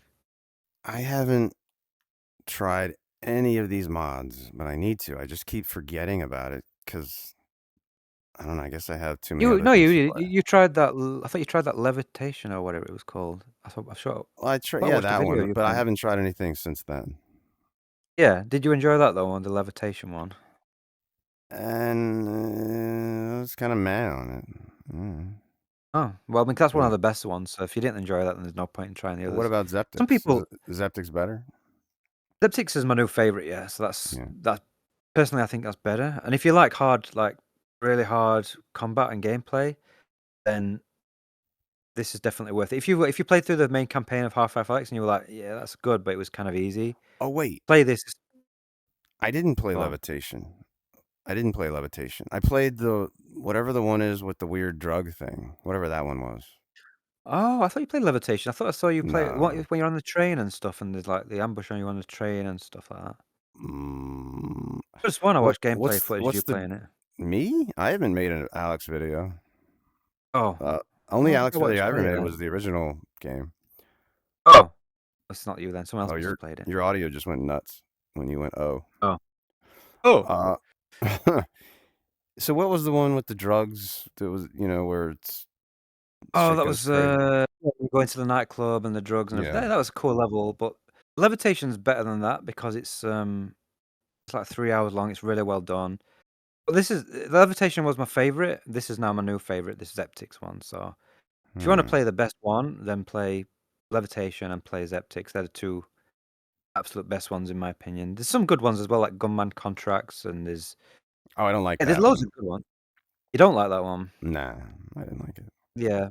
I mean, that changes the formula. It's more fast paced, kind of like John Wick style. You're walking into rooms, quickly taking out enemies, like a kind of like a Time Crisis type of thing, more where enemies are they're always in the same place. They don't really move around much and stuff. Everyone says John Wick, and I'm like, whatever that means. Never seen John Wick. John Wick's just like a guy. Yeah, he's like a hired gun who's just really. He goes into like environments and he's just shooting everyone like bang bang bang. One shot like his. Is it Bill or Yeah, Ted? I don't remember which one was which. it's. Keanu. Was he Bill or Ted? I don't know. I think he was Yeah, I don't know Bill. actually. I think he's He was Bill. Bill, I think. I Yeah, think yeah. so. I'm sure he's Bill. Yeah. Bill. All right. Are we going to the next thing? Yeah. All right. So we played Meow Wolf a few times. Yep. We played it with Josh and we played it with Ivan. We did the easy and the hard. And I think we all agree this is now our favorite course, right? Yeah, it's my favorite, definitely. Yeah, because it's so 'Cause every time, colorful yeah, and every time a new one comes out, we talk about it and we're like, yeah, it was pretty good. Yeah, the course looked good, and yeah, you don't really have anything to really say yeah. much on it. But this one's really good. Like the environments are really colorful, vibrant, interesting. They've got really weird creatures and stuff around.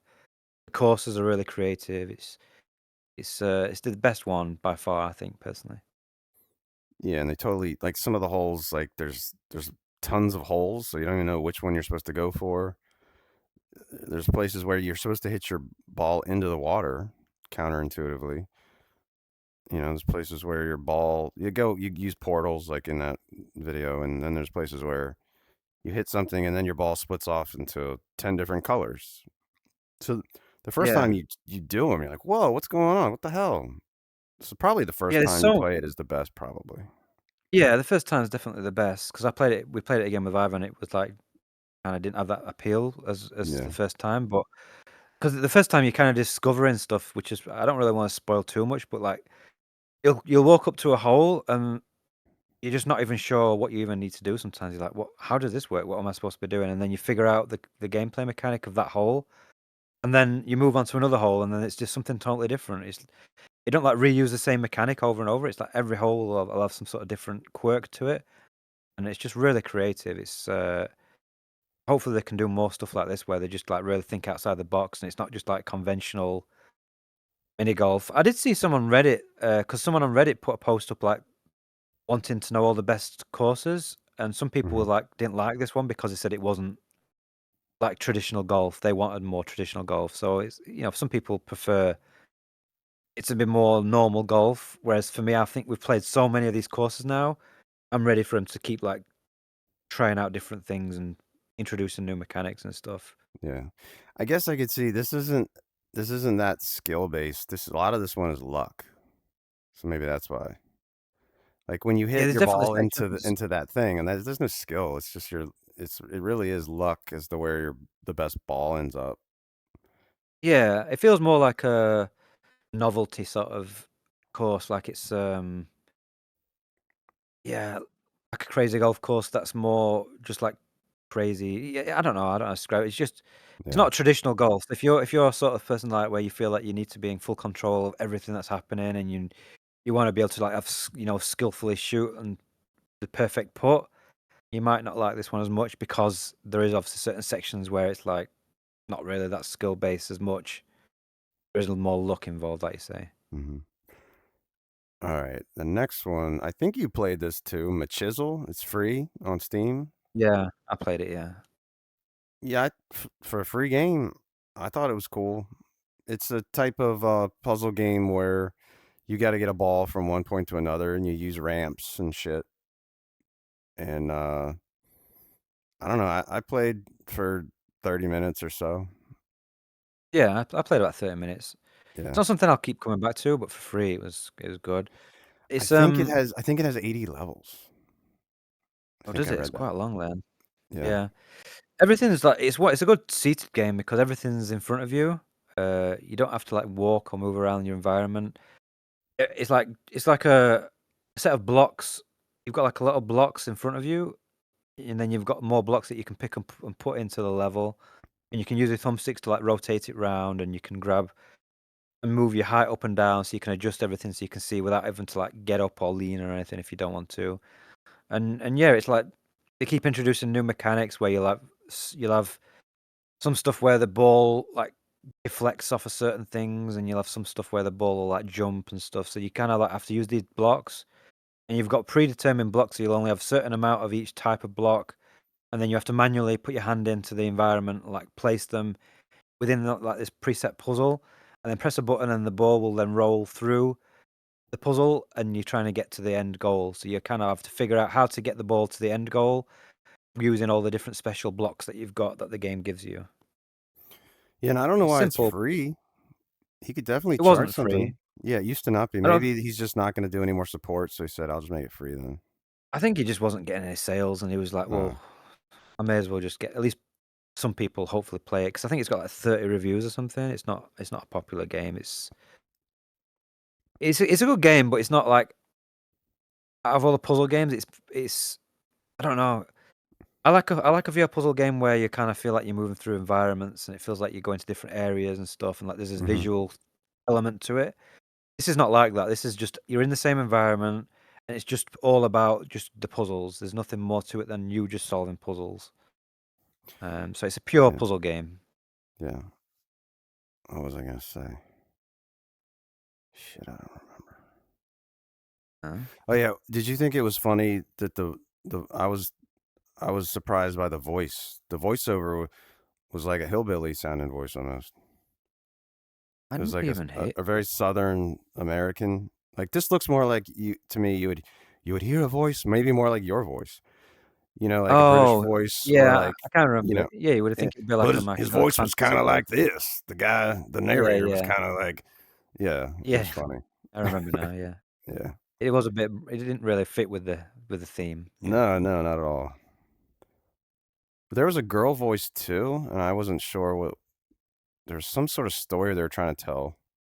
Yeah, there is a story, but you're not gonna play it for the story. It's all about the puzzles. Yeah. All right.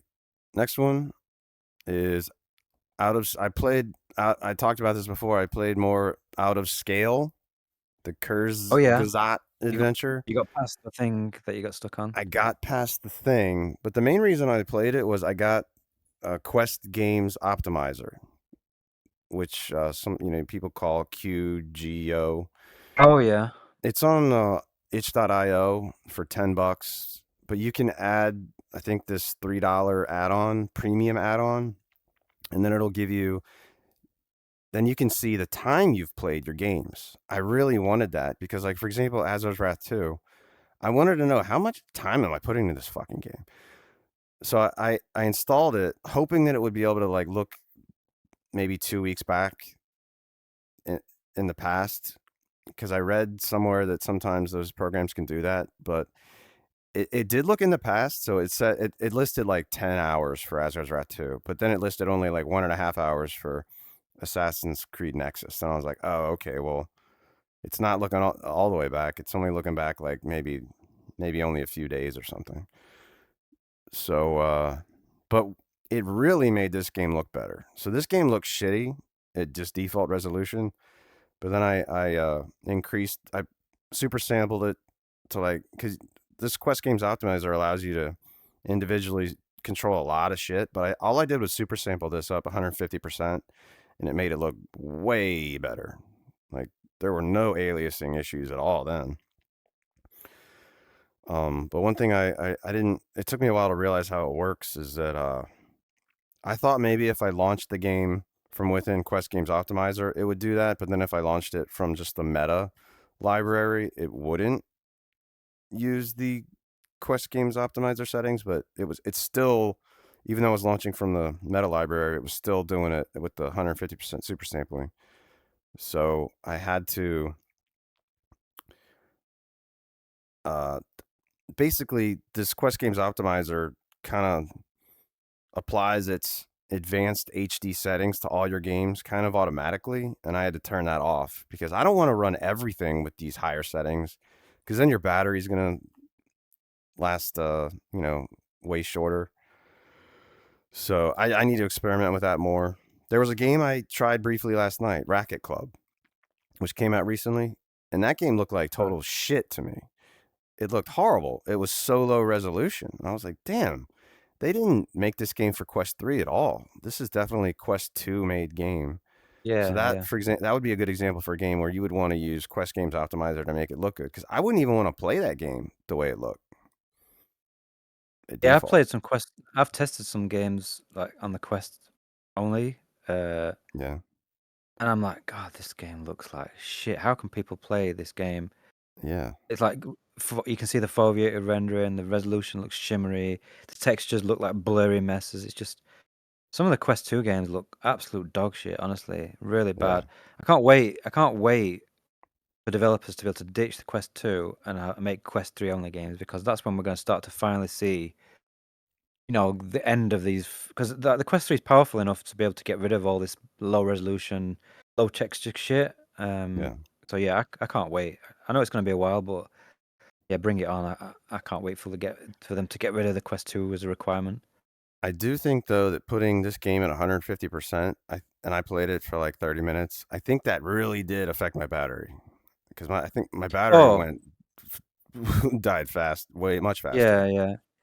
That's another thing as well. Like battery life is going to suffer. Like if you crank up, the processor's working more and stuff, then Yeah. obviously battery life's going to drain fast. That's another problem with the.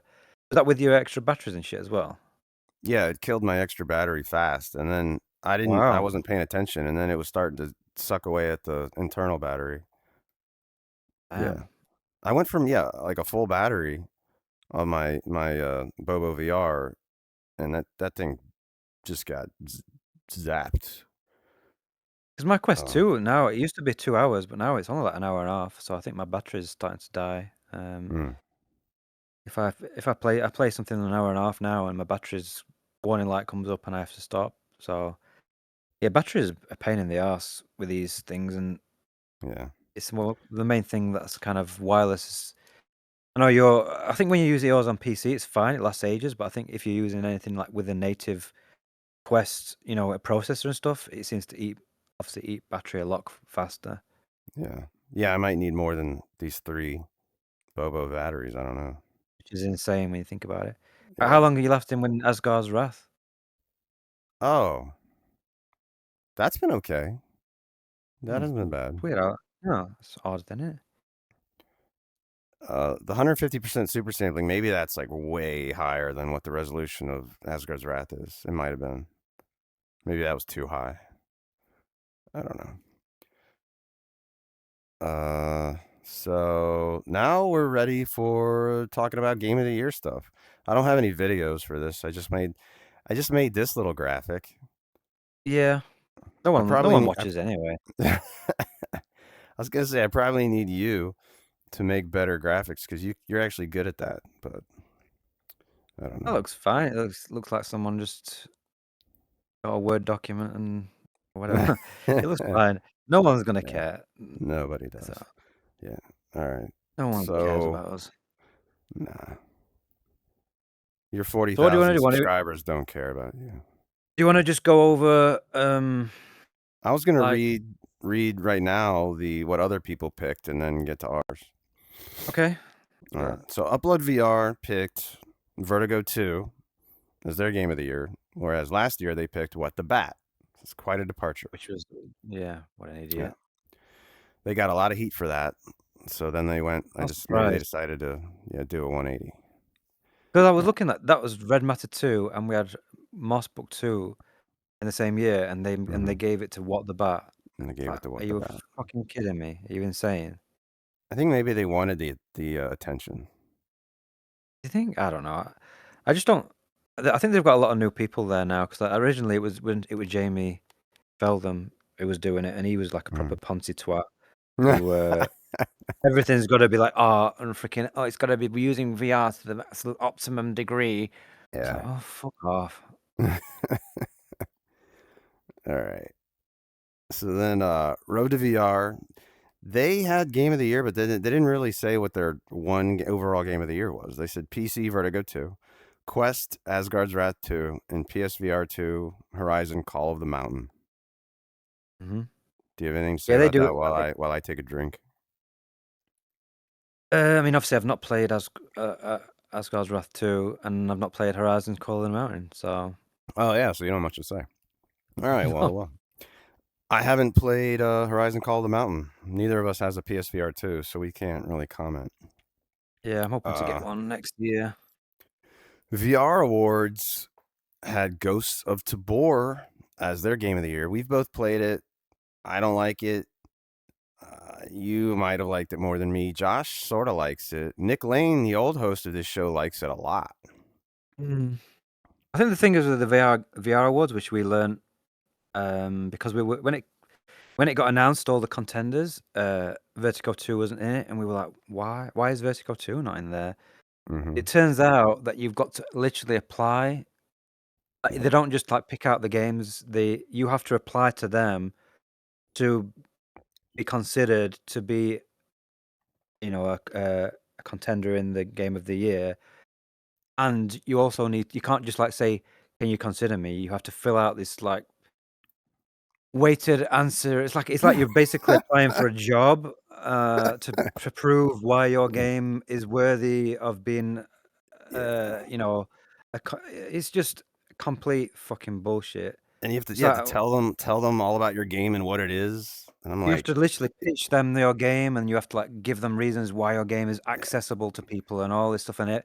And then they have like a weighting system, like depending on the answers, will get weighted more and less, and that will be how they determine which games get in and which games don't. It's like, no, it's just so.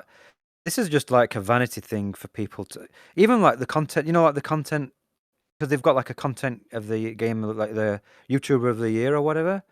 You mhm, still have to apply for that. Like, if I wanted to be in, if I wanted them to say whether I was, gonna be content creator of the year, I would have to then pitch to them why I should be included. And I just think that's just it's so freaking to me. It's just so vain. It's like yeah, it's just like, dude. If someone said to me, "We thought your stuff's really good. You're the thing of the year," I'd be like, "That's really good. I'm really happy about that."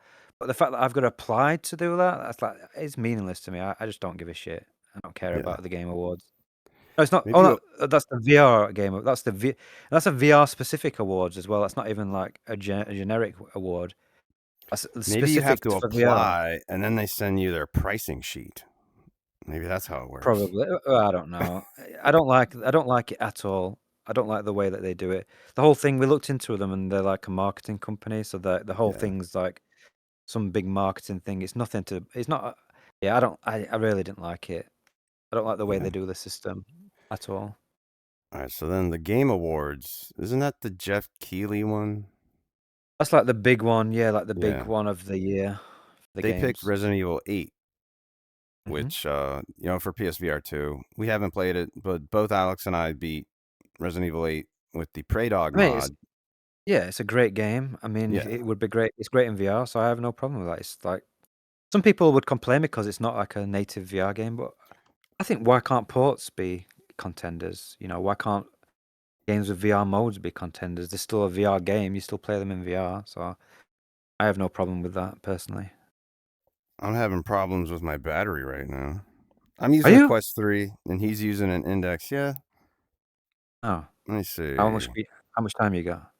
Well, no, I put a new Bobo VR battery in, and It's not normally this working. thing, I mean, there is a lightning bolt now indicating that my internal battery is getting charged by that battery, but then I would hear a little sound. So there's this sound that you'll hear when that battery is dead, and it keeps going off for some reason. I just put a brand new battery in, but I don't know. We'll see what happens. Yeah, All right. So yeah, we beat Resident Evil 8 into 2022. I think early 2022. That's like when the Prey Dog mod came out. yeah, And let's great see, game. Gold. Yeah, Golden Joystick Awards. They awarded Horizon Call of the Mountain for PSVR 2. Again, we haven't played it. Never played it. The Steam Awards, they have nominees. I don't think they've picked their winners yet. Their nominees are very questionable. I Expect You to Die 3, Labyrinthine, Gorilla Tag, F123, and Ghost of Tabor. Yeah, I think they're voted by like the Yeah, by people. So users. which obviously the system's obviously not. I don't know.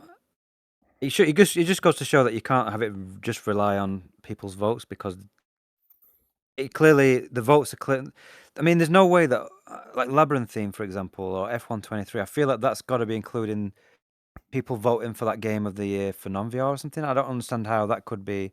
Or maybe people are filling out the thing and then they're just like, oh, well, I know that game, so I just click on that because Yeah. like most people aren't going to have VR. So if you're going through these awards and you're picking out all the games you're just gonna pick one, aren't you? Like, "Oh, well, I know F123, so I'll just pick that," rather than it being like a specific VR thing for people who actually use VR. So, yeah, I don't think that's really got much meaning to it, to be honest, but So we 'cause there's played so I many. Expect You to Die 3 together, suffered through that. Yeah, We played Labyrinthine together. I've never played suffered through Gorilla that. Tag.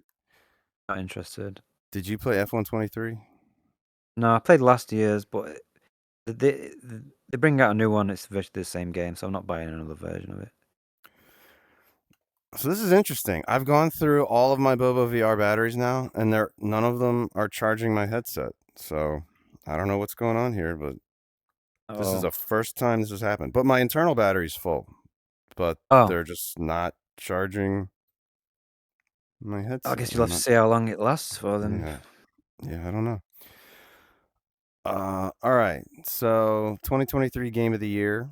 Our nominees are Vertigo 2, Arizona Sunshine 2, Asgard's Wrath 2, Assassin's Creed Nexus, Dungeons of Eternity, The Seventh Guest, Propagation Paradise Hotel, Breachers. You put in another Fisherman's Tale? Oh, you bastard. I like that All right. game. Also, I put District Steel question mark because we both liked it. I think it came out this year, but obviously it's not. It's not It's really a a good contender. game, Yeah, and it's early access as well, so it's kind of not finished. yeah. Okay, so And another Fisherman's Tale, you need to say it. oh god, another Fisherman's Tale. Great game. Yeah. It for me it was terrible on Index, but you were using Index and didn't mind. Nope, I liked it. Wow.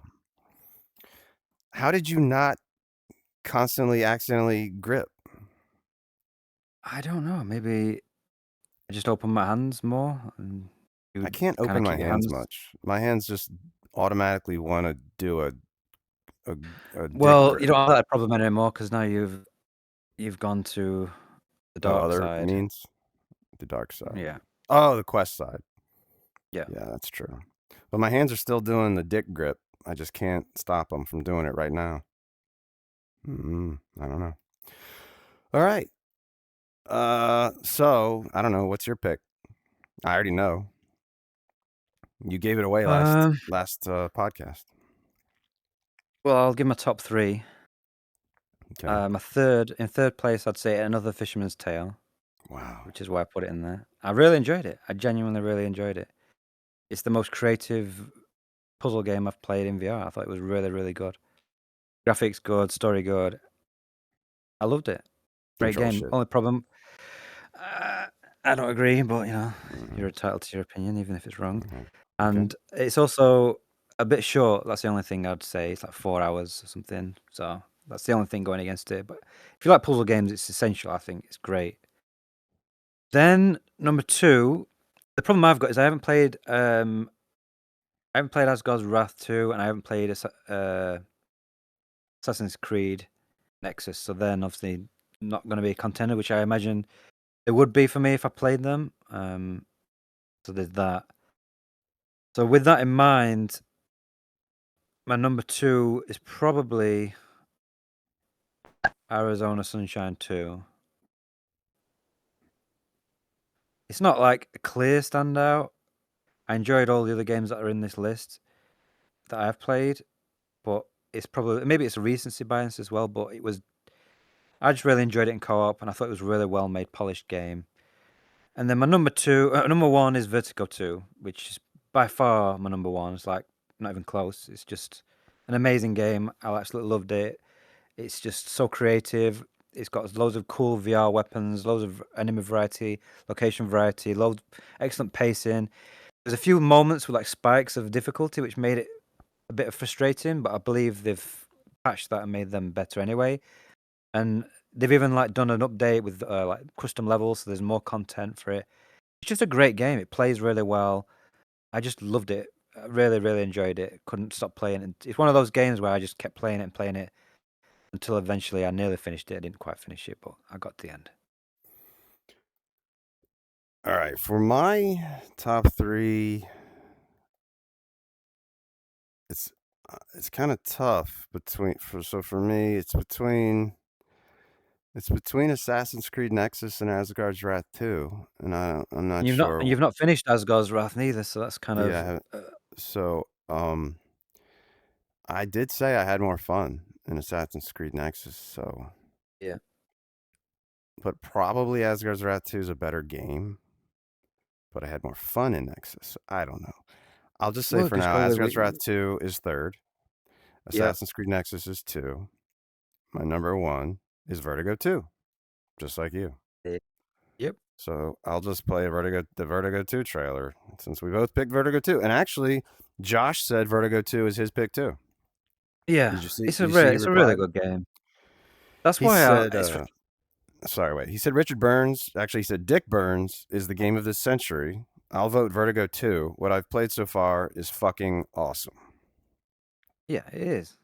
Yeah. And that's why it's so frustrating when you see like the official like the only VR specific award show, like big award show like that, Yeah. and it's not included. It just makes a mockery of their system because the guy, I mean, obviously the guy, Zach, who is the solo developer of that game, isn't a dickhead who feels like he needs to like apply to, I'd be the same as him. If I was him and I were making a game, I'd feel offended that they would make me want to apply to then pitch them and like do this whole spreadsheet and telling them all these different points and why my game's great just for them to consider me. I just don't like that system. It sucks. Yeah. And all the other like if you look at the other VR specific like Upbuild VR's done Vertigo 2, Road to VR, Vertigo 2. Obviously the Game Awards they don't really know VR, so they've just gone with the thing is if you look at the Game Awards and if you look at the Golden Joysticks Awards, majority of their games were like PSVR 2 exclusives. They were like Resident Evil 8, Gran Turismo 7, Horizon Call of the Mountain, Humanity. So it's like the PC side things kind of a little bit lost in the mainstream media for VR. Yeah. Whereas obviously, like you've got Oculus, well, Meta Quest, and you've got the PSVR 2. Those are like more mainstream consoles that the with the bigger releases that people pay attention more to. So Vertigo 2, in my opinion, is the best game. I haven't played obviously Horizon Call of the Mountain or any of those, but I still think personally, based on what I've seen, that Vertigo 2 would still be my favorite. I think it's still not out for PSVR 2 yet, Vertigo 2. No, it was supposed to be. It got delayed because they had some bugs that they needed to fix. It's next year now. Which Yeah. So maybe it'll now get contended for, that would be funny. 2024, a game of the year. Yeah. Yeah. Yeah. So this, like, I like games that are fucking weird, that have monsters and aliens and change up the environment. And like this game is 100% all of that. And what's crazy is I didn't even like the demo much. So I was like, Yeah, I know. I remember you saying that you didn't like the demo. yeah, but I love the actual game. Yeah, Yeah, it's it's awesome. great. Yeah, and it's funny and what is Nani the funniest part of it? Yeah, I don't think I found any of it. I think the funniest part is just reading some of the comments. Some of the comments when it's loading, like it'll say Oh yeah, funny yeah, little yeah. things like "make sure to reload when you run out of ammo" and stuff like that. Just if you're getting shot, dodge, or just general like stupid Yeah, tips and stuff. yeah, Um, yeah. yeah, but it's got a good sense of humor. It's just a fun game. It's just fun from start to finish. Apart from the few frustrating parts, but even those, I pushed through it because I just really wanted to see the rest of the game. So it's really good. Yeah, I played all the way through this in like a day or two because I just wanted to Yeah, keep playing it. That's normal for me. But yeah. it is brutally hard. I do think most people probably haven't finished it because their boss fights that are just really fucking brutally hard. Yeah, you could put the difficulty down though. We were playing it on the Yeah, regular, and there is an easy yeah, mode. So if you kind of not like great at video games, then maybe just put easy mode because it's still worth playing through it even on easy. and still haven't tried these other characters. I need to try that. You should download because they've got the new update, and they've got, like I said, they've got these levels that Zach's actually created himself to showcase like the new characters. So there's like three Oh, levels that have got the different characters to play through, which are new levels. So you're not just playing through the same levels, and mhm, the levels are actually pretty cool. So okay. yeah, it's worth trying the update just to do those levels. To be honest, Did you ever try the final boss again? nope. All right, I'll let Shut that up. go. I'll let that Yeah. go. All right, now we're gonna talk about the mod of the year. So there was the Half-Life 2 Episode 1 mod, and then the Half-Life 2 Episode 2 mod came out. Then the Far Cry mod came out. Portal 2 mod came out. Lesser known, Bendy and the Ink Machine. I think we both played that. I played Yeah. all the way through that. There were Team Beef mods, but a lot of those were Quest only, and I didn't have a No, Quest, you know? they've just brought out the Yeah. PC version of Jedi Outcast and Jedi Academy, so now you can play the Jedi Academy and Jedi Outcast mods with motion controls and lightsabers and everything. We've now got a PC version, which I tested and it works great. So if you like Oh, those games, you can. Steam only said you had 1 minute in that game. Guess it was Yeah, wrong. Yeah, it said 1 minute. I played it for more than a minute. I didn't play it Okay. for long because it's too retro. It's too old for me. But like Yeah. in terms of, to be honest, it's fine. Yeah, I and downloaded there's them, but then both Chrome and Windows Defender told me it had viruses. what So then won't let I you was like, download all them. right, I downloaded from the GitHub. So then I asked on their their fucking Discord, what's the deal with that? And they said that the installer program they use, gets flagged for viruses, for Oh Trojan yeah, viruses. I've had that with loads of stuff with these X's and stuff that for some reason get flagged. Even the injector uh flag gets flagged sometimes when I've downloaded a new version of that, which we Hmm. do. I do have an announcement on that. I don't know if you've noticed. They've made an announcement that will be releasing today as of Ooh, recording, so at 9 p.m. my time. I don't know what your that is your time. Well, time. that's soon. Yeah. Holy shit. That's 4 p.m. my time. Yeah. So the 4 p.m. injector. Eastern Standard Time. Yeah. So Wow. in a couple of hours. This thing even going to be public? This thing might not even be public before then. This Yeah. podcast. So if you listen to it after it's out, Yeah. basically, if you want to play the injector, it's out. Just Google it. Okay. Um, which I would mean, be the in- I would already have be too many games. I have too many games already. yeah. I mean, you can be selective about what you play with the injector though, because obviously not. The one thing I'll say is that because I've been a tester for a while, is that an average game in VR is still an average game. Like, there's no point. Like, if one thing you'll see is like you'll find there's loads, like so many, there's hundreds of Unreal Engine games, and you're like, oh my god, look at this, look at that, and look at that. And then you jump into some of them, and you're like, this is kind of like okay, it's not amazing. Just because you're in VR, it doesn't make it like a 10 out of 10 game. So you're better off just focus on the stuff that's really good, and then kind of work your way down. So like if there's an Unreal Engine game that you really want to play that first, and then just kind of like as you work your way through the list of games, the hundreds of games, just get the ones that are the best games because they're the ones that are obviously worth playing more than the shit ones. All right. Back to mod of the year. The mod I played the most this year was Valheim. That was 20% of my Steam time, but that's not eligible because it didn't come out this year. No. So do you know what your 2023 mod of the year is? There's probably another mod you played that's not on this list. I don't know. I mean, if we're talking just in general mods, then it's got to be the injector because I've been playing it for past year.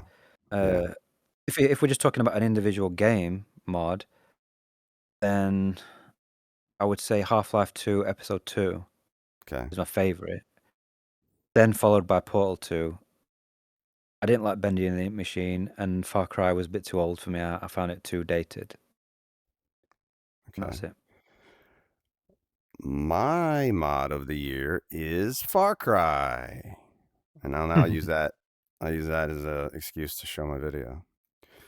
Yeah, that was by far the funnest for me. I played Far Cry when it came out, like in 2000. Who the hell knows when? I don't know if that was 2004 or I don't remember. Yeah. And it was so fucking hard. I got far in it, but I never beat it. So I made it my mission to beat it in VR, and it was, just like in this video, I played all standing physical turn, which to me is way Yeah. more immersive, way more fun. And that was even with an index. You can do that with a cord. I always hear people saying, "Well, I sit and play because I have a cord." I'm like, well, hey, look at my videos. It's you can do it, but I don't know. Some people just say you can't. You can. I mean, I've got an Yeah, index and do it. yeah. It was awesome, but it's brutally hard. It's much harder than Vertigo 2. I died Yeah. way more times than I did in Vertigo. Like Vertigo 2, it tells you your number of deaths. Mine was over 100.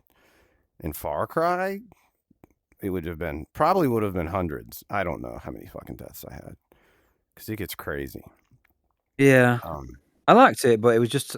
I think the main thing with me was that AI was just felt really old. yeah, Like it does. you can't stealth or anything. You literally get spotted, and then like loads of guys just come running at you, and they just run at you and just shoot at you, and yeah, it just felt really. That was the main thing. Like visually, it didn't look bad in the headset. It was just the AI just really annoyed me, uh, and I just didn't want to play it anymore. Yeah. For me, it was the environment, like this lush jungle environment and everything. I just loved it. And Yeah, it looks he kept great. the what what's the guy's name? Folger something. He kept updating Yeah, it, and he's made the mod, even better than when I played it. Um, yeah. so I don't It know. was working on a Prey mod, but I don't know if he's doing anything with that. Oh yeah, You he know, is. the new Prey. 'Cause there is actually a Prey mod for Quest. You know, the first original Prey.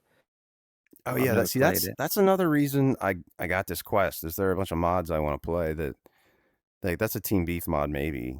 It might be. I'm not sure. It might not be Team Beef. I think it's someone else, but it's definitely only Okay. on the Quest. Okay. Yeah, there's a You're bunch of looking stuff at I a need to legacy. try. Yeah, I'm looking at the play merc, of course. All right. So I guess that's it. Um I have Yeah, a video of you with Alyx. You already talked about UEVR, but in this video, Alyx and Alyx. The other Alyx is a waifu enjoyer on YouTube. If you go to his channel, you'll see tons of Unreal Engine games being tested with the injector. yeah. So in He this was like one of video, the big Alyx is testers. yeah, they're playing sixth off Aliens Fireteam Elite with sixth off Yeah, weapons, right? with motion controls. Yeah, Yeah, the with weapon motion angle was a controls. little bit off, so it was hard to aim like down the sights and stuff. But I think they've improved the profile for that because you can like I it's beyond me. It is easy compared to obviously modding a game with six off like motion controls, but you still got to know what you're doing. You still have to like look through different like stuff and add some sort of overlapper tool. And yeah, it's luckily there's plenty of people who know what they're doing and they're making profiles, so you can just download profiles for games, and you'll have six off motion controls. It is only one-handed support. Like if you're aiming a two-handed gun, it is just one-handed. You're not gonna have like two-handed grip or anything. Although there is the potential for modders to then add that in, or Praydog might, put some updates in it that adds like some basic two-handed motion control aiming capability. So yeah, I think this thing's gonna only improve over time, and it opens up the potential for so many different games. So many different games. Like playing like this game, Aliens Fireteam Elite, is a third-person game, obviously with a gamepad normally, and with the mod, we're able to make it first person with motion controls. So it's like completely transform the game into something more native to VR, even if it's not, perfect native VR. And it's like playing the game again because it's experiencing it from a different viewpoint. You're aiming with your hands and stuff. It's really cool. Do you And there's even so need many to look games. down the sights in this game? Because don't you have a cursor that's always there? You do. Or I turn the crosshair, I cursor mean. off. Oh, Yeah, I turn the okay. crosshair off. But you could Uh, just leave the crosshair on and just aim like. 'Cause I was using the smart gun. So, mm-hmm. like, when I was like I was just, like, having it at my hip, and then I was just you can't really see my gun in the bottom left because that's my screen, because I'm literally just holding it down like in my hip. Then I say it so you squeeze the left grip, and then that will, like, activate the, like, aiming thing, and Mm-hmm. then it just, like, locks onto the targets and stuff. The smart gun's cool in this game with the motion controls, and I was using a gun stock as well, so it felt like I was holding a two-handed gun. If you've got a gun stock, it makes a difference in these games. But yeah, there's so many games, so many different cool games to play. It would be hard for me to like even try and list some games like Atomic Heart. You know, I mean, just so many. It's like hard to even start insane games. There's just so many different games to play with the injector. Could a total noob get this injector, get the profile, put the profile in, start the game up, and then like just go? Or do they have to fuck around with the menus and change things? No, I mean, the guy Alyx who's made this video, he's like been the main tester, and he's been making profiles for a bunch of games for you to download. And all you do is you open the tool, and then you click on import, and then you literally import. It's like the folder for the profile, and then click import, and it'll just import it into the game. And then you start the game up. You can inject. You have to start the game, press the inject on the injector, and then you put the headset on, and it'll just all be working as it should. Okay. Um, this profile that I'm using, I didn't make this profile with the motion controls. He sent me the profile. I imported it into the thing, and then I just loaded the game. I didn't adjust anything. This is Good. as it was for how he sent it for me. So that's why even if you don't want to like mess around with it and stuff, with time there's going to be more and more profiles for like motion control stuff.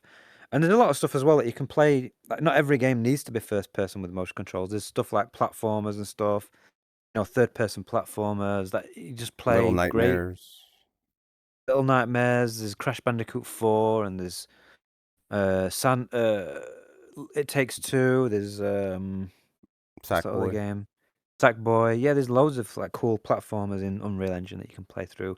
Just third person, just being in the world in 3D, everything looking like it's there right in front of you.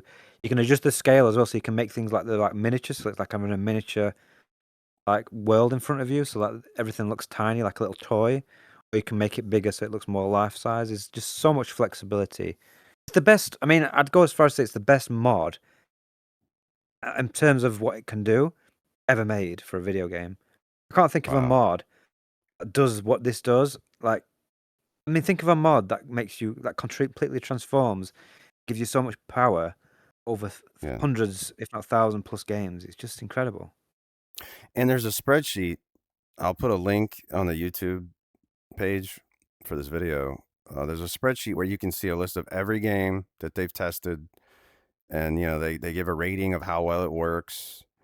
They'll say if it has 3 DOF or 6 DOF controls. Yeah, They'll that's Alex. Alex has done all that. He's done an amazing job with the testing. yeah. He's like bought. He's literally said he's spent like over £4,000 on games. Oh He's my like gone God. crazy. Every new Wow. game comes out, he'll just buy it and test it. Even if he like plays a game, he probably barely plays games. He spends so much time just like jumping in, messing around with stuff. I don't think there's many games where he's actually just played them. You know what I mean? Been properly just testing them, testing and testing. If he finds something that's broken, he'll send the crash report and what have you to Praydog, and then Praydog looks at the stuff and he's like, okay, and then somehow like an hour later he'll be like, okay, that's fixed, and he sends a new build and then you test it and it's fixed and it works. It's I, incredible. He's I like assume he a doesn't have a wife. I assume he just has a waifu, because what woman is going to put up with all that? what Alex or Praydog? Alyx buying all those games and spending all that time testing the games and shit. Alex has got he's posted his girlfriend and stuff. He's got a Oh, partner. well, she's In cool. fact, She's cool then. he's got a real life waifu because she's Japanese. He met her in Japan, so Oh, he oh, actually has a waifu. Yeah, damn. Well, good job, Alyx. yeah, he's got it all. All right, he does. So the next thing I'm waiting for is also by Prey Dog. This is just gamer tags reaction video to uh Trailer to the trailer of Resident Evil 4 for PSVR VR. 2. Yeah, I'm just waiting for this to come out. I think he's totally done with it. He just hasn't released it yet. No, he's not. He's not completely done with it. He did Oh, quite a okay. bit with it, and then I think he just stopped because he realized he didn't want to release it for a while. Okay. I think he's got like basics in, but he's probably gonna want to like spend some time polishing it, making it better.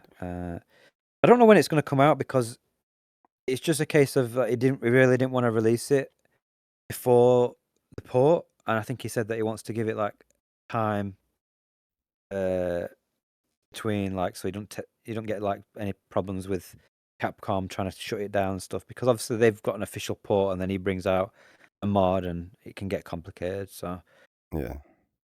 It will be. It will come out at some point this year. I don't know if it's gonna be 6 months, 2 months. I have no idea. Um, I don't know. I mean, with Prey Dog, I have no idea, like, how much time extra is gonna put into it, whether it's gonna be, whether it's gonna add some crazy shit and make it feel native VR or whether it's gonna be, like, more basic. I don't know. Like, it always surprises me what he's capable of, so who the hell knows? Yeah, and he's only like 28 years old. Yeah, he's in his, like, 20s. It's like I thought he was an older guy, but yeah, he's just really smart. Yeah. He's just a really smart guy who's just incredibly he must, like he's like Neo from The Matrix. He sees everything in code. He doesn't see the Yeah. world in real life. He just, like, sees numbers and freaking C++ code, and he just knows how to, like, read. I don't know. It's just beyond my capabilities. Yeah.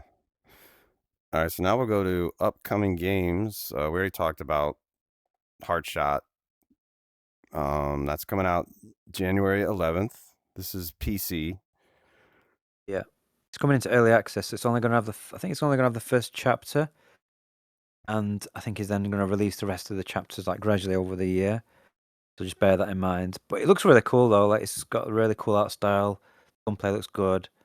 Um, it's not going to be long before we get to try it out if you want to play it early access. And then January 16th is Toy Trains. This is like recently announced, I think. Yeah, this is a weird one because it's made by the same developers as Super Hot. Hmm. And then built a new team. I thought, well, some of the developers maybe, but yeah, it's like a completely different game. It's like you've got a toy train set, and you've got to make the train like using different pieces. And I think you've only got certain pieces, and you've got to build it up. And it looks. Yeah. It's not something I'm that interested in, but I'll probably try it anyway. I learned from your video that you have a video about like upcoming PC games or something. And I learned from your video that this game, actually has like objectives. So there's actually some sort of campaign. Like, well, I was Yeah. surprised. I thought it was probably just you just build a toy train thing, which wouldn't interest me at all. But if it has a campaign, I am interested. No, it's because I looked at that on the Steam page. It says it's got, Yeah. like, challenges and objectives, and apparently each, like, I think you'll have like you can see that you've got your board, and so you'll have probably start off with a really basic board, and then the board will get bigger and bigger, and you'll have, like, tunnels that you've got to build and stuff. They'll add more depth to it. So I think it could be if it's like a puzzly game, then I think it could be fun. Yeah. All right, that's January 16th. On January 18th is Hunt Together. This is another one I didn't know about. I think you said it was on the Upload VR thing. Yeah. I didn't bother to watch that because the audio was so bad. I just flicked through and found, like, the Yeah. stuff that looked interesting, which after an hour and 40 minutes, there was about 5 games, so, yeah, you Yeah. didn't waste your time there. This is co-op. Um, It's like a doing what? I don't even 1v1. know. Oh, It's 1v1. 1v1, so one's a ghost and the other one's like a hunter, and the ghost is obviously trying to kill the hunter and just trying to kill the ghost. And I think there's like a 4v1 mode as well, which I think it said it's like a hide and seek thing, which I'm guessing you just maybe like a prop hunt thing. I don't know. Don't really say much details. It looks alright. It looks like a quest game, really, mostly. Yeah. But I like the concept. I think it could be cool to play if you've got friends to play with. On the same day, January 18th, is Bulletstorm VR, unless it gets delayed again. This is a new trailer where they show that you can play as a woman too. Yeah, because there's some VR specific levels that they're bringing out. So they've got the main campaign, which is the flat campaign, and then they've got like 2 new levels that are going to be VR exclusive that you can't even play out of VR. So that could be cool. And you've got like a new character, new weapons and stuff. So yeah, it Hmm. looks good. This is one of the best. I think this will be, based on what we know, this is probably one of the most anticipated games for me because I didn't play all the first. Well, luckily, I didn't play all the first game, like the non VR game. So most of it's going to be new to me, and the gameplay is just really fast and fun and silly and over the top, and yeah, it's good. All right, then in January is Tomb Explorer. I played the demo Yeah, of this. It was I okay. missed this one actually on my list. I didn't actually see this one. Uh, it might have been delayed before, so I don't know, it might happen again. I'm not sure if it's really going to come out in January. Yeah, I But the played the demo, demo. yeah, It was it was okay. okay. Nothing Yeah. amazing. After, like games like Asgard's Wrath 2 and shit, I don't know if a game like this. Well, I mean, for PC people, It's a maybe. different game. I mean, it's more like it's kind of like the old school Lara Croft games, I guess, without Yeah, combat. yeah, So you're having to like explore tombs and solve puzzles and avoid traps and stuff. And it looks cool. Oh, there is some combat actually. Okay, yeah. The yeah, I just saw trailer looks some. better than the demo that I played. Definitely. Yeah, the demo was very basic. So from what I'm seeing, it looks like they've expanded on it a lot. So yeah, it could be good actually. It'll be Yeah, very indie, but it should still be fun. yeah. So in February is Bootstrap Island, which you've played. Yeah, there's a demo you can play it if you wanted to. Oh, there's a demo. I didn't even know Yeah, that. Okay. yeah, it's all right. It's a roguelite or roguelike. I can never remember which one, but you start on this island, you wake up, and then you've got to survive as long as you can. And it's designed for like short. It's not like where you're going through like with bosses and stuff. It's like a short thing where you're never really going to survive for very long. I don't really know. I like the demo. I like what they're doing with it. I'm just not sure how they're going to expand on what they've got, like to make it interesting. Because it didn't take long before I saw everything that was in the demo. So unless they've got a lot of new mechanics, because they're bringing it out to early access as well. It's not going to be the full release, so I don't know how much more is going to be in the early access version, and obviously it's going to be like gradually built up over time. So I think it's interesting, but I'm not like super excited for this one.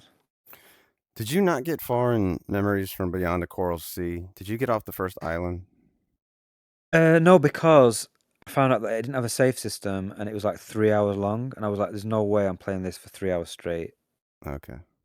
So I've been waiting for them to put a save system, and they've just never done it unless they've done it, unless they've updated it since then. Right. I've checked. I was gonna ask which you like more, but it sounds like Bootstrap then. Bootstrap's good. Like the mechanics are really good. Like the graphics good. It's just the gameplay loop. It's one of those loop games, where you're just constantly doing. I don't like roguelites. That's my problem. I don't like just redoing the Yeah. same thing over and over. All right. In Q1 is Arcane Age. We've already talked about this Yeah, game. looks good.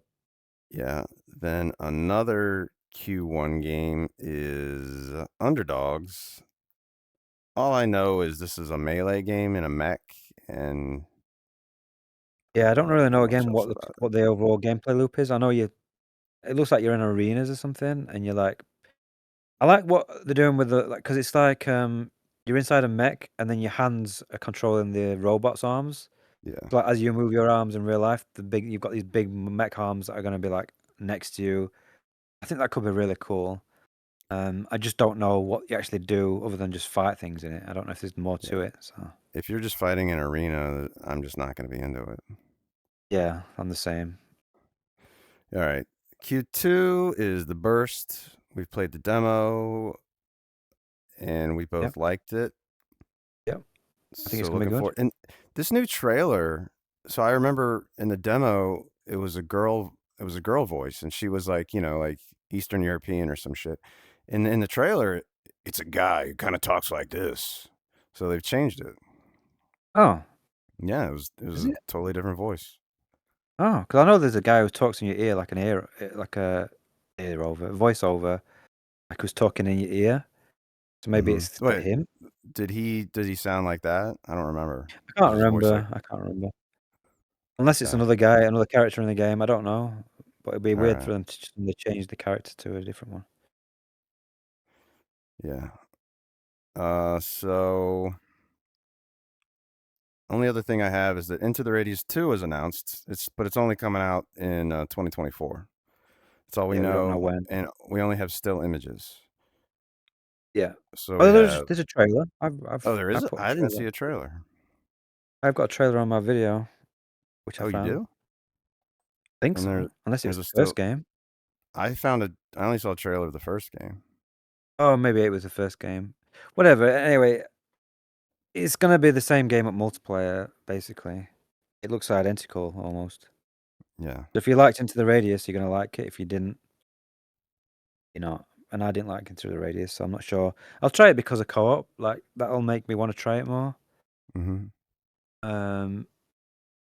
This is another one of these really hardcore, like everything you've got to maintain your gun, clean it. You've got to like buy stuff, and so you've got to buy an empty magazine, and then you've got to like literally put individual bullets into the magazine. That sort of stuff. It's really hardcore. It's like a stalker. It's like, I've never played Stalker, but apparently this is basically like Stalker in VR. So if you like that, then you'll like the new one. Yeah, I played the first one a couple times and just didn't really understand it.